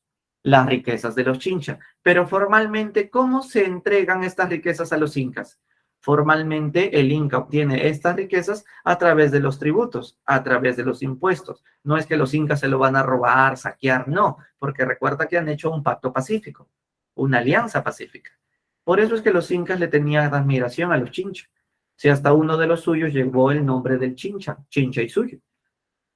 Incluso Tupac Yupanqui fue hasta la Polinesia, considerado por ello como el Inca navegante, porque los chinchas le dijeron que te regalo unas islas llenas de riquezas, solo tienes que ir por ellas. El chincha le dijo, vete de frente y vas a llegar. Yupanqui se fue. Nunca había navegado Tupac Yupanqui. Después de 2 meses, volveré, dijo el Inca, pero volvió después de 1 año y 2 meses. Obviamente que todas sus balsas que había partido habían naufragado, pero a pesar que regresó con las justas, le admiró al Chincho y le dijo, gracias a tu gran ruta, he llegado hasta la Polinesia. Incluso he regresado por la isla de Pascua y he construido un muro inca. La isla de Pascua, ¿hoy en qué país está? ¿Tú sabes? Tupac Yupanqui en su regreso vino por la isla de Pascua, que queda en Chile. Por eso Chile tiene en la isla de Pascua un muro inca, que es una forma de decir que los incas dejaron huella en Chile. Ajá, como el perrito cuando mea en el árbol del vecino, para que el otro perrito sepa que ese árbol ya dejó su huella. Así fue como Tupac Yupanqui es considerado el Inca navegante. Y por eso es que los Chincha siempre tuvieron permiso de seguir haciendo su comercio, siempre fueron los amos del mar. Terminamos con los Chincha y ahora vamos con los Chachapoyas. Esta cultura se destacó en la selva alta, la selva de montaña. Curiosamente, la palabra Chachapoya significa eso, selváticos de altura, selváticos de la sierra, selváticos de 3.500 metros de altura, selva de montaña, selva alta. Entre los departamentos de San Martín y Amazonas es que han destacado. Son famosos porque, bueno, este es el arqueólogo Kauman que ha hecho más estudios sobre los chachapoyas. Los muertos eran enterrados, perdón, no eran enterrados. Los muertos eran guardados en unos mausoleos, que son unos cuartos, así como este que estás viendo acá, donde los metían a todos, tipo tallarines, unos encima de otros. No es que eran enterrados, las momias eran guardadas. Si son del pueblo, los guardan así todos con todos. Esta es una fortaleza llamada Cuela que servía para protegerse de sus enemigos. Sus enemigos más temibles eran los Cajamarca. Por eso es que en la puerta tiene una puerta trapezoidal, porque es un túnel. Si un cajamarquino entra, va a tener que, la puerta se hace más chiquita y con la justa tiene que agacharse para entrar. Pero que lo veo grande, sí, pero es que al entrar es grande, pero mientras más avanzando, vas avanzando para poder entrar, se hace más angostita. Entonces, cuando ya con las justas entras, arriba en el techo hay un soldado chachapoya que te está esperando con un rocón para romperte la cabeza y así los enemigos no entren a Cuela. Por eso lo hacían en formas trapezoidales. Dentro de Cuela se han encontrado un montón de tambos, como tambos, unas almacenes de comida. Ahorita te enseño mejor, pero antes te presento otra arquitectura. Este está en San Martín, se llama el Gran Pajatén, donde se ve en las paredes externas imágenes de mujeres con las piernas abiertas. Profesor, ¿por qué las chicas están con las piernas abiertas? ¿Qué buscan? Buscan tener un buen parto. Eso significa que estas mujeres representan la fertilidad, o sea, es la Pachamama. La Pachamama. Esto se encuentra, repito, en el Gran Pajatén. Volvamos a Cuelap. Dentro de Cuelap se encuentran estos, bueno, acá están ya destruidas, ¿no? Pero eran grandes torres donde almacenaban comida. ¿Por qué tanta comida? Porque ahí vive el ejército que está custodiando por años y años que no vayan a entrar los Cajamarca o enemigos. Se ha encontrado además unas esculturas de madera que representan la fertilidad. ¿Y usted cómo sabe que representan eso? Porque el arqueólogo Kauman vio que estaban desnudas, ¿verdad? Se le llaman pinchudos. ¿Por qué? Porque le vio el pinchudito ahí que lo tenía. No le iba a poner en los libros esa palabra, era una broma que le puso, pero luego se dio cuenta que era interesante que le ponga el nombre de lo primero que se le ocurrió, ¿no? El pinchudo por su pinchudito. Son representaciones de fertilidad y están colgadas en los grandes abismos. También se han encontrado los sarcófagos donde eran guardados los muertos de la élite. Pero usted dijo mausoleos, pero los mausoleos desde el pueblo, te dije. Oh, yeah. La élite es guardada en estas cápsulas de arcilla llamados sarcófagos, también conocidos como purumachos. Purumacho quiere decir que es el viejo, que ya murió, el que tiene experiencia, el mayor, el respetado, ¿no? Mientras más viejo, más respetado. Y ese significa purumacho. También llamado sarcófago, los sarcófagos de Carajía, y no se han destruido porque justamente los colocaron debajo de un techo natural de roca y cuando hay lluvia torrencial el agua pasa por su delante. Dentro de estas cápsulas están los muertos, envueltos como si fueran paracas, así en posición fetal. Según Kauman, su cara tiene forma de un plato, ¿verdad? Porque están como aplastados, ¿verdad? Sí, como forma de plato. Y esto lo ha dicho recientemente, porque cuando era más joven, Kauman dijo que estos parecen penes. Sí, que este es el prepucio, que este es el gangle, que, ¿no? Es que Kauman todo lo veía pene antiguamente. Por eso es que hay un libro muy bacán del arqueólogo Kauman que se titula La historia del sexo en el antiguo Perú. Sí, de verdad. Kauma es especialista en sexo en el antiguo Perú y por eso es que Chachapoyas también veía a los sarcófagos como, como dignos de formación viril, ¿no? Y finalmente los chachapoyas fueron invadidos por los incas en el caso de la guerra con Tupac Yupanqui. Esta sí fue recontra violenta. Es que los chachapoyas no son como los chinchas, pues los chinchas son tranquilos, ¿no? Pero los chachapoyas son recontra guerra, no te metas con los de la selva.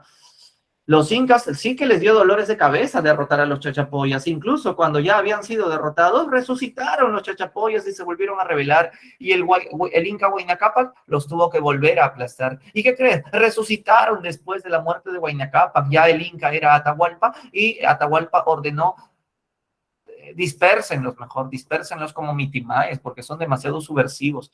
Y justo Atahualpa se encontraba en Cajamarca celebrando, ¿no?, su victoria sobre su hermano Huáscar, y llegan los españoles, y los chachapoyas, al enterarse que los españoles habían capturado al Inca, los chachapoyas regresaron. Ya no nos vamos, regresemos. Y veneraron a los españoles, los chachapoyas, y se unieron a ellos en agradecimiento por haber capturado al Inca. Pero no solo los chachapoyas, otras culturas más se unieron a los españoles, como los chancas, huancas sobre todo, o los cañaris, que fueron los primeros. Ese tema lo veremos en otro momento. Entonces, esa es la historia de los chachapoyas y su fin. Hay otra cultura que me estaba olvidando, espérate, acá está, los aymaras. Los aymaras, que son los que invadieron a los tiahuanaco, estos aymaras, van a vivir parecido a los tiahuanaco. ¿En qué sentido parecido? Van a seguir haciendo el control vertical de pisos ecológicos, van a seguir teniendo la ganadería como la prioridad. Los aymaras no eran un imperio, más bien eran pequeños reinos que estaban alrededor del lago Titicaca. Mira los reinos de tantos colores, ¿no? Cada uno es un reino, acá están los nombres, y se organizan en dualidad, Urco-Suyo y Uma-Suyo. Los reinos del Urco-Suyo son los que están hacia el lado occidental del lago Titicaca, o sea, como tirando hacia el mar. En cambio, los del Uma-Suyo miran hacia el oriente. Esto simboliza la dualidad, Urco-Uma. Urco simboliza lo masculino, lo macho. Uma suyo simboliza lo femenino, lo débil. Urco suyo, por eso es que Urco suena a guerrero, Urco, Urco. En cambio, Uma suena a delicadita, ¿no? Uma, ¿no? Uma, ¿no? Ay, Uma. En cambio, Urco suena Urco, Urco, ¿no? O sea, masculino, y Uma femenino. Ahora, existen reinos que llevan el mismo nombre, solo que unos son del Urco suyo y otros son del Uma suyo. Sí, está bien, Antonio, según el cronista, las chachapoyanas eran las más hermosas, incluso cuando los españoles las vieron, se enamoraron de estas chachapoyanas porque eran enormes, mujeres que tenían unas enormes piernazas, decían, y que eran muy fogosas en el arte de amar. No me consta, pero si lo dicen los españoles, habrá que creer, ¿no? Aunque algunos se equivocaban porque a veces habían tribus de chachapoyas caníbales. Entonces el español se acostaba con una mujer chachapoya y amanecía almorzado. Entonces hay que tener cuidado con quién te enamores. Puede ser una caníbal. Bueno, eso es cierto, eso lo dicen las crónicas. Bueno, volviendo a los aymaras, entonces ya no quiere. Entonces existen la dualidad. Pero cuando hablamos de dualidad,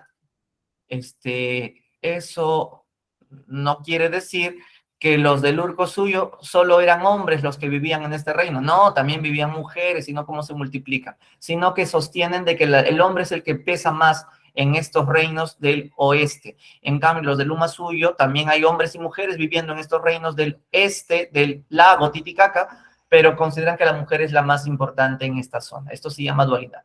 Tenemos los collas del Uma suyo y collas del Urco suyo, los canchis del Urco suyo, canchis del Uma suyo, canas del Urco suyo, canas del Uma suyo, por eso canas, canas, collas, collas, canchis, canchis. También están los lupacas, los pacajes, ¿no? Y bueno, ellos también tuvieron unas tumbas que se llaman chulpas. Las chulpas son, espérate, ¿dónde está el dibujo? Allá. Ustedes seguro han visto en las monedas de sol que han salido las chulpas.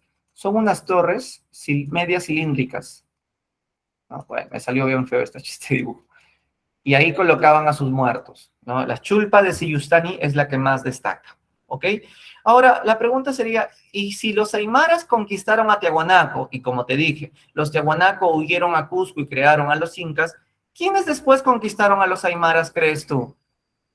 A ver, ¿quiénes conquistaron a los aymaras? A los aymaras los conquistaron los incas. Como dice el dicho, nadie sabe para quién trabaja, ¿no? Porque los aymaras conquistaron a Tiahuanaco, repito, Tiahuanaco huyó a Cusco y creó a los incas, y fue con Pachacútec quien se vengó de los que habían invadido a sus tatarabuelos tiahuanacos. Entonces ahí es donde quedan sometidos los aymaras por Pachacútec. Bien, también están los chancas, que acá no he tenido tiempo de hacer PPT porque los chancas son muy pequeños. Solo te diré que los chancas son originarios. A ver si tú lo sabes, ayúdame. Los chancas son originarios ¿de dónde? De Andahuaylas, Apurímac. Pero ellos también se expandieron ¿hasta qué departamentos? ¿Recuerdas? Hasta Ayacucho y hasta Huancavelica. Pero un día quisieron enfrentarse a los incas. Los chancas eran una confederación de pueblos. Tenían como dios a un guerrero maldito asesino llamado Uscovilca. Como se murió y era un guerrero maldito, lo convirtieron en un dios amarrándolo su momia a un palo. Esos eran los temidos chancas, que se enfrentaron a los incas en la batalla de Yaguarpampa. Por cosas del destino ganaron los incas, cuando los chancas debieron de haber chancado a los incas porque los chancas eran mejores que los incas. Yo no estoy nada contento de que los incas hayan quedado a dominar el Perú. ¿Por qué no, profesor? ¿No se siente orgulloso de los incas? Claro que sí, pero lo justo era que los chancas le ganen la guerra a los incas, porque los chancas eran más soldados que los incas. Lo que pasa es que al final los incas ganaron porque a último minuto todos los cusqueños se unieron a los incas, cuando no era así, pues no.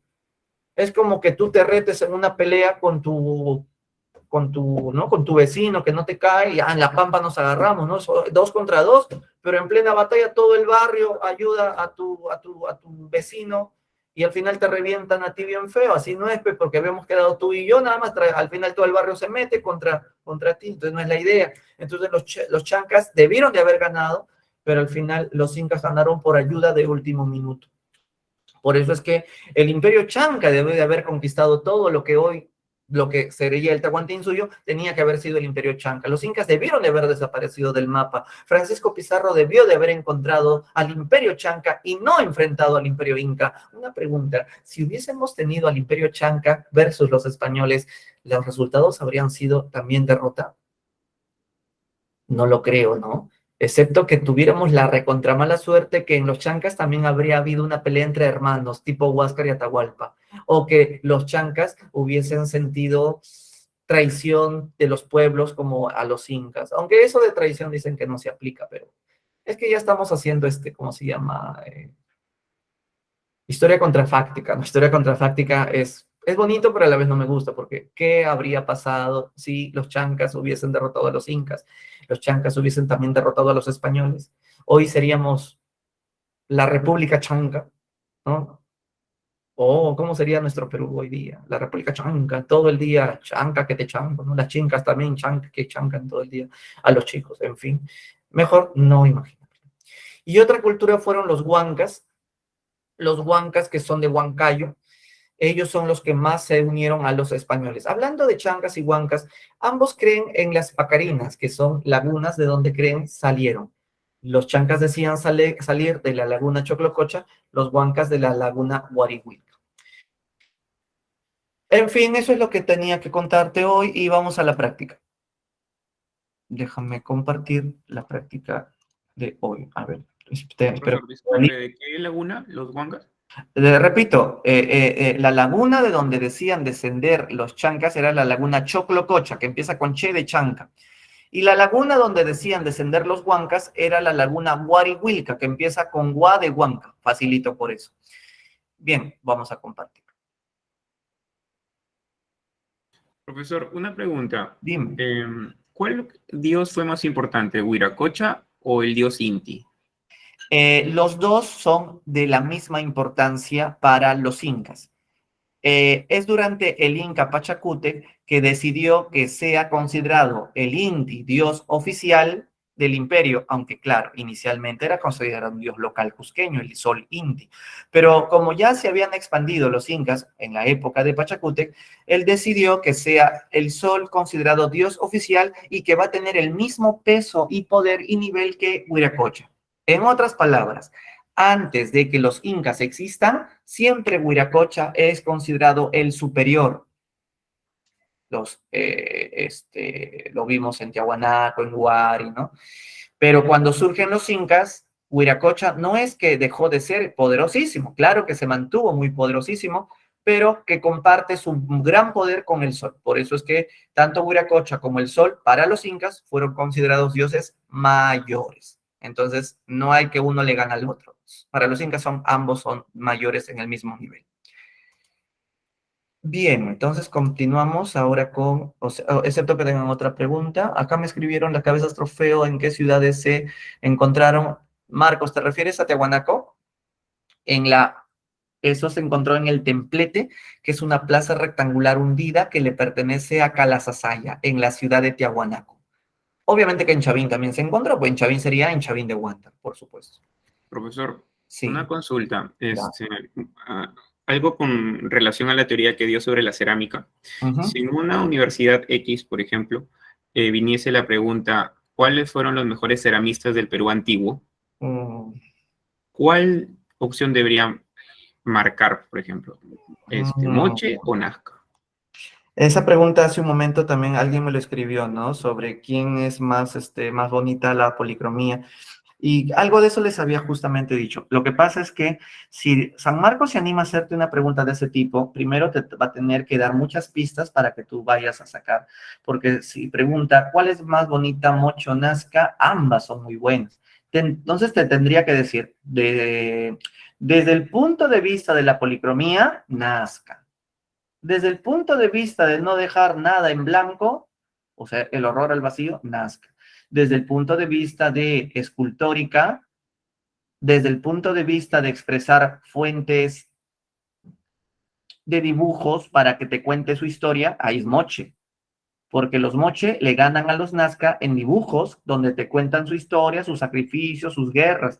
Nazca no te cuenta con lujo de detalles como Moche sí te cuenta. Entonces, por eso te digo, depende de cómo te dé la pista la pregunta de Eco. Entonces, te va a tener que decir curiosidades de la cerámica Moche para que tú saques que esto es mochica o pistas de la cerámica Nazca.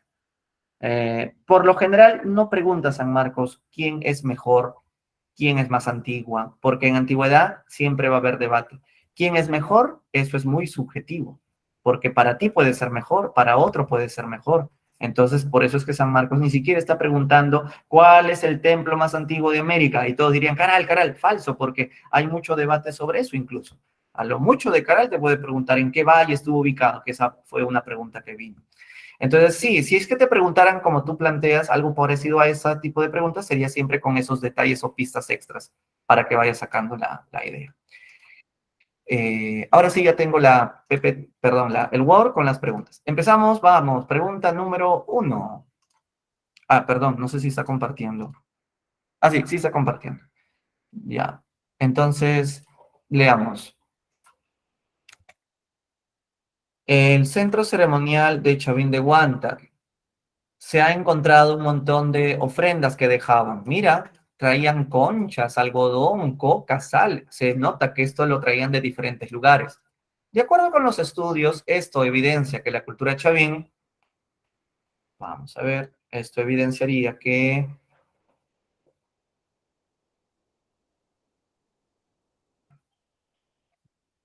mm, ahí, a ver, te voy a leer, correcto, la clave correcta es la A, es un punto central porque ahí venían de diferentes lugares, ¿no? Siguiente.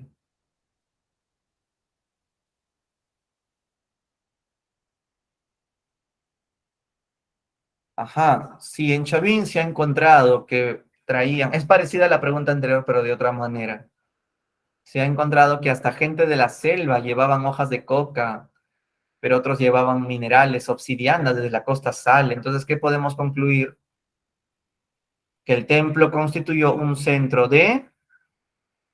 Si llego de diferentes lugares y le digo, oye, ¿tú eres de la selva? Sí, y tú eres de la costa. Ah, sí, ambos venimos a darle ofrendas. Oye, de pasadita hacemos un trueque. Oye, ¿verdad? Porque yo quiero probar tu tacacho, ¿no? O tu Juan, etcétera. Entonces, la clave sería que era un lugar de intercambio de productos, no solamente para dejar ofrendas. Aprovechaban la oportunidad para hacer trueque ahí mismo. Siguiente. Las culturas de la costa empleaban diversas técnicas para obtener mayor producción. Una de estas fueron los acueductos subterráneos. ¿Te acuerdas que una cultura hacía acueductos subterráneos? ¿Quiénes? Los Nazca. Y estos se caracterizaron por, ajá, si marcaste la E, aprovechar las aguas del subsuelo. Siguiente. Los Nazca emplearon técnicas hidráulicas para su agricultura. Se adaptaron a condiciones del desierto de la costa.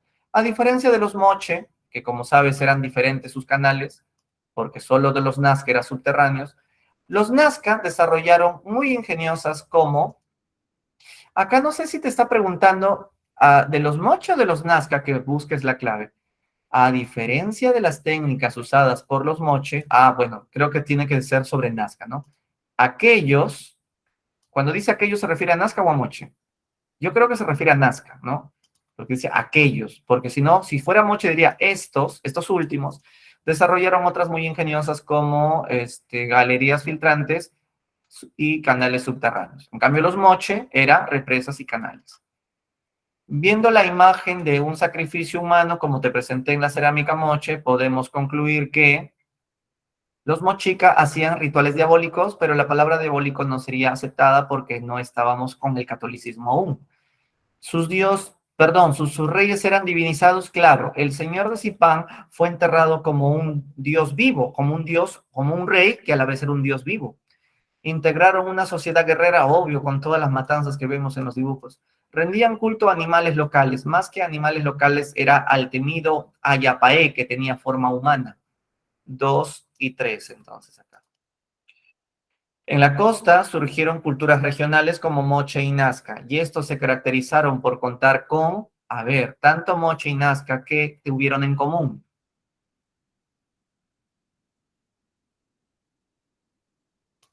A ver, los leo. Dicen la D.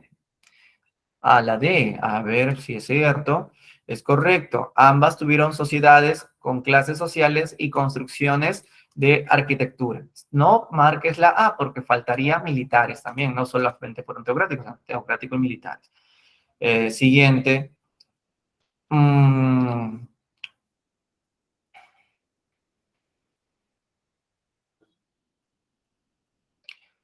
La cerámica es una forma de expresar el arte mochica, con un alto grado de especialización. La palabra especialización, o sea, no era cualquier cerámica, era una cerámica muy exclusiva, buena cocción, empleaban moldes incluso para que sean grandes, más perfectas, más bonitas, ¿verdad? Detalles pintados, incrustados, estilos artísticos. Acá viene algo bueno. El único sentido de hacerlo tan bonito o tan así exquisito era religioso. O sea, agarran la cerámica después de haberla hecha tan bonita para entregárselo en pago a la tierra. Incluso pueden hasta romperla porque es una forma de sacrificar lo más bonito, lo más trabajoso para que el Dios esté contento. Este desarrollo cultural nos permite comprender otros aspectos en cuanto a la organización social y política de los moche. ¿Como qué otros aspectos nos permiten comprender en base a lo que hemos leído? Me dicen la D, la B, la A. Vamos a ver.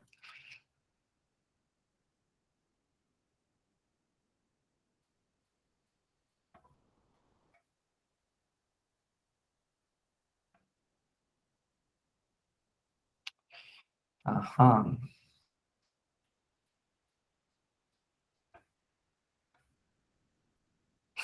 Acá la E no es porque para manufacturas domésticas no, es para temas religiosos. No es.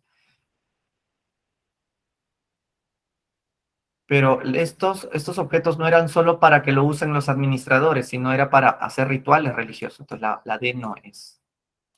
Te quedan 3 claves. Ups, ¿qué pasó? ¿Dejé de compartir? ¿Sí? ¿Se fue? Sí, profe. Perdón, vamos a volver. A ver, dame un segundo. ¿Cómo es esta cuestión acá? Dejar de presentar. Ahora sí se ve, profe. Ahora sí se ve, ahora ya no, seguro. Ahora no. Ahora no, sí, ya lo había dejado de presentar. Ya, ahí está. Creo que ahora sí, volvió. Recién va a volver. Y ahora sí, que estábamos en esto, ¿no? La A, la B o la C. Te está diciendo, ¿no? La cerámica fue el medio de expresión más común del arte moche, mostró un trabajo con un alto grado de especialización debido al uso de arcilla de calidad, buena cocción, empleo de moldes, muy bonito pintado, crearon un gran estilo artístico único, cuyo sentido era, esta es la parte más chévere, sentido era mayoritariamente religioso. Este desarrollo cultural nos permite comprender otros aspectos en cuanto a la vida de los mochica en lo social y lo político. Acá también apunta una clave que esté vinculada a lo social y lo político.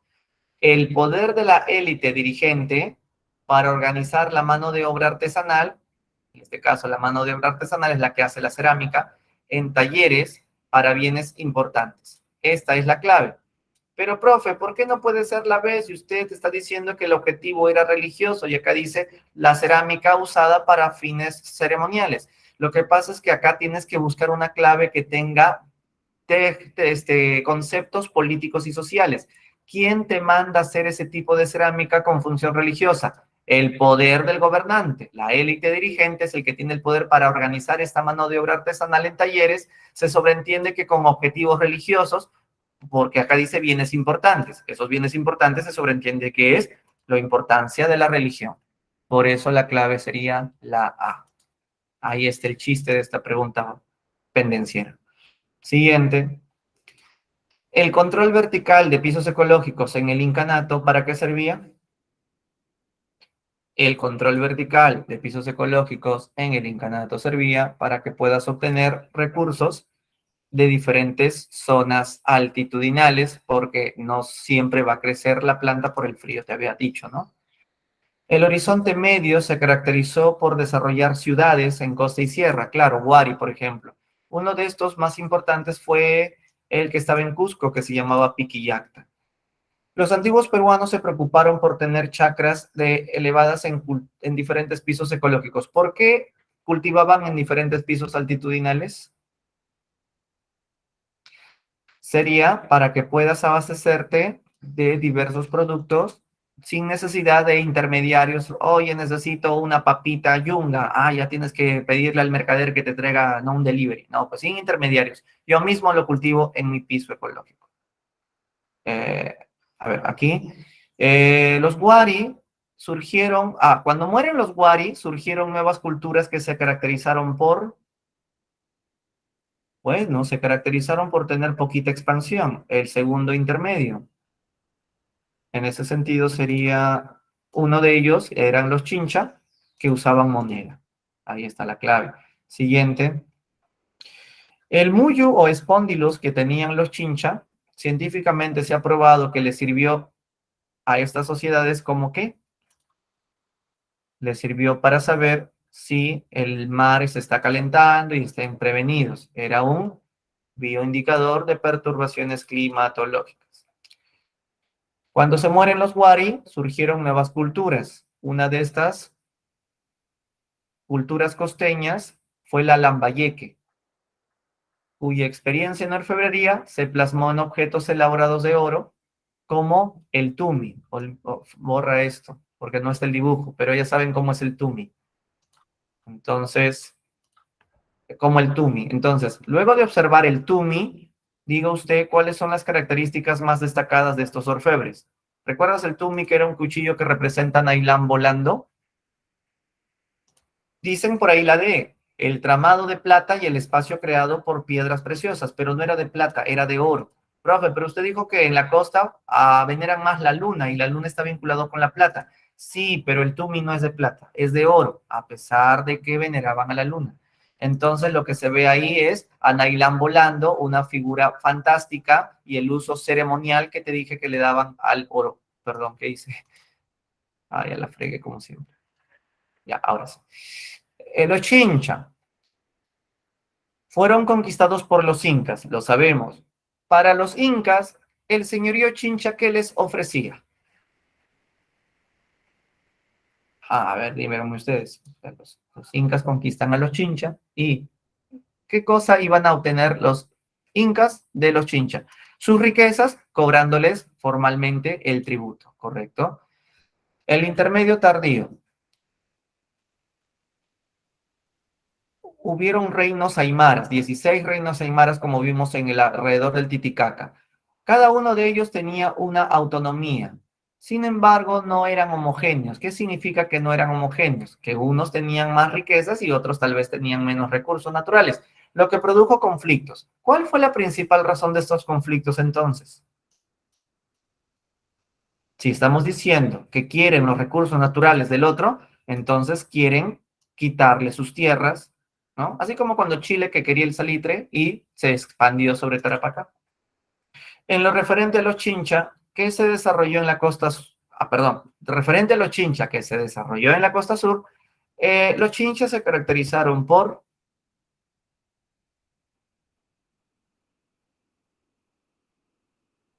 militares, no eran. Teocráticos militares no eran. No eran de la selva. ¿La A o la B? Ser un estado talasocrático y que tuvo como principal actividad a la pesca, o que se dedicaron exclusivamente al comercio del mullo. Ah, con eso exclusivamente, no me gustan esas palabras, exclusivamente. Nada es exclusivo en realidad.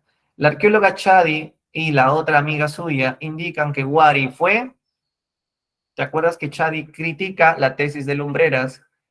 Y Chadi dice que Wari no fue un imperio. Entonces, para Chadi, ¿qué fue Wari?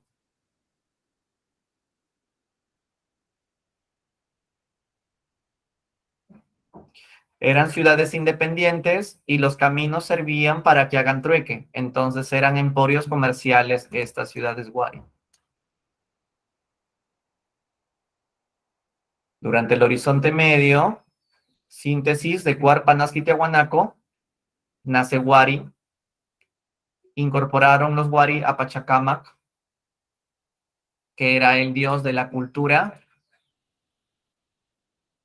¿De qué cultura había sido Pachacamac antes que los Wari lleguen? Había sido de la cultura Lima, pero es una Lima Sur. La Lima Sur se llama Ishma. Profe, qué fastidioso, porque puede ser la C. Lo que pasa es que la cultura Lima tuvo dos fases. La Lima del intermedio temprano, que su centro de político fue en Maranga, hoy Plaza San Miguel, San Marcos y la Católica, pues Ahuaca es Maranga. Y la del intermedio tardío, que es a Lima. Del intermedio tardío se le conoce arqueológicamente como Ishma. Ese era el nombre que tenía esta cultura, ¿no? Siguiente. La élite taiticala, que como sabes era Tiahuanaco, se preocupó por tener chacras elevadas de cultivo en diferentes pisos ecológicos. ¿Qué los incentivó a que los tiahuanaco cultiven en diferentes pisos? Los incentiva a abastecerse de diversos productos sin intermediarios. Durante el Imperio Wari significó, según Lumbreras, ¿qué significó Wari según Lumbreras?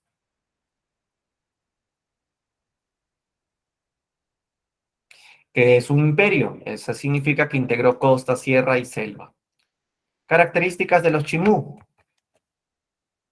¿Desarrolló agricultura intensiva? Sí, porque intensiva es cuando hacen agricultura en base a canales. En cambio, secano es cuando es de la sierra y dependen de lluvias. ¿Construyeron ciudadelas de piedra? No, Chanchan es de barro. ¿Fueron buenos en orfebrería? Muy buenos, pero la supremacía lo tuvo Sicán. ¿Cerámica escultórica? No, esto es mochica. ¿Cerámica monócroma con moldes y brillos? Eso sí, con huacos silbadores. Acá está.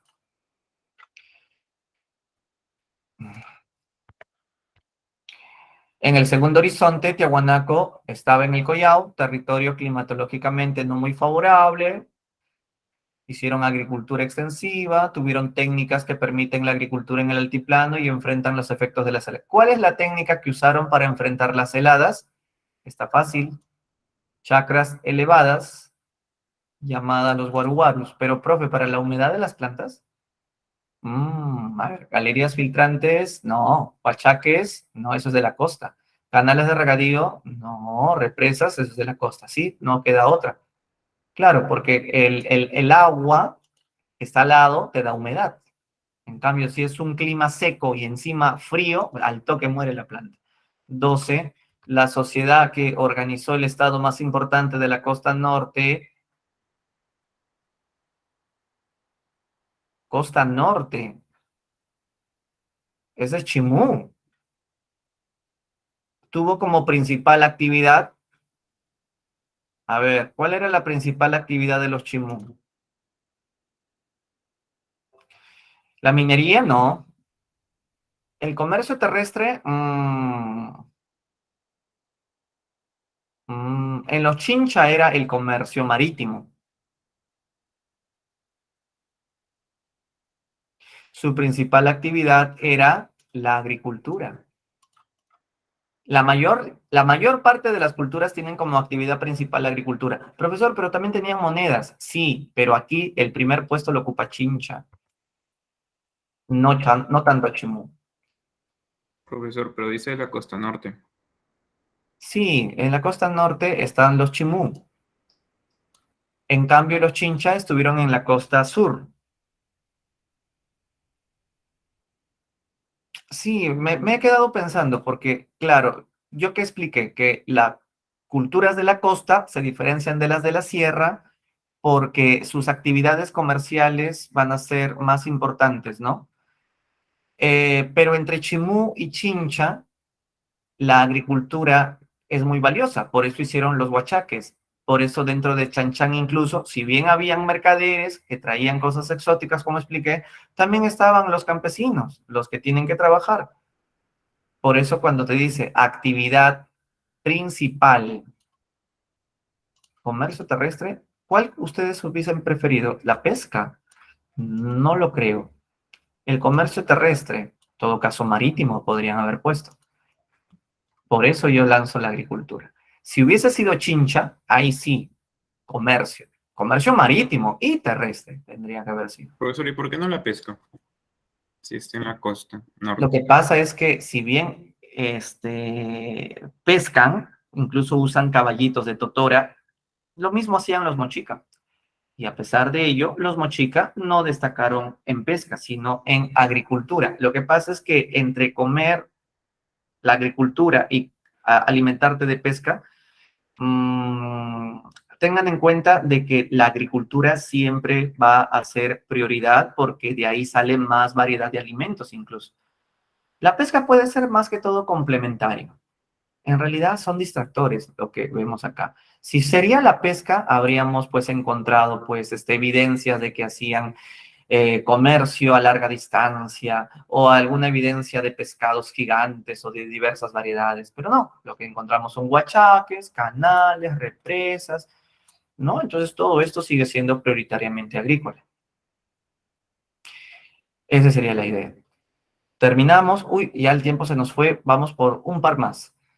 En el Perú prehispánico, ¿en qué periodo se implementan políticas económicas con la finalidad de obtener autarquía económica y acceder a recursos que no podían obtener en su propio hábitat?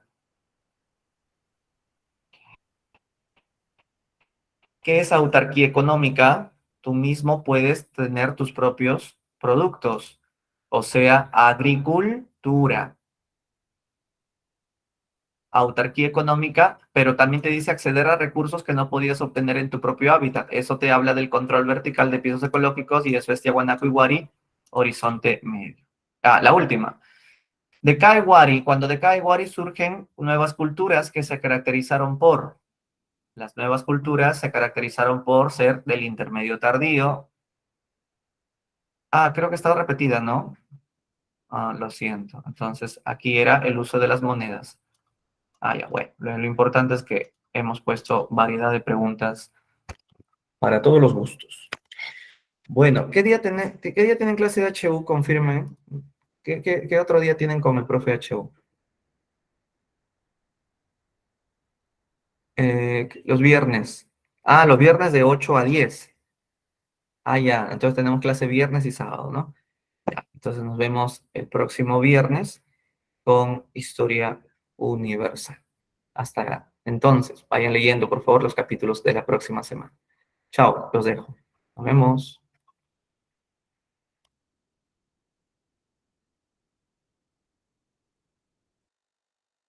Gracias, profe. Chicos, les voy a mandar enlace para lenguaje, ¿ya?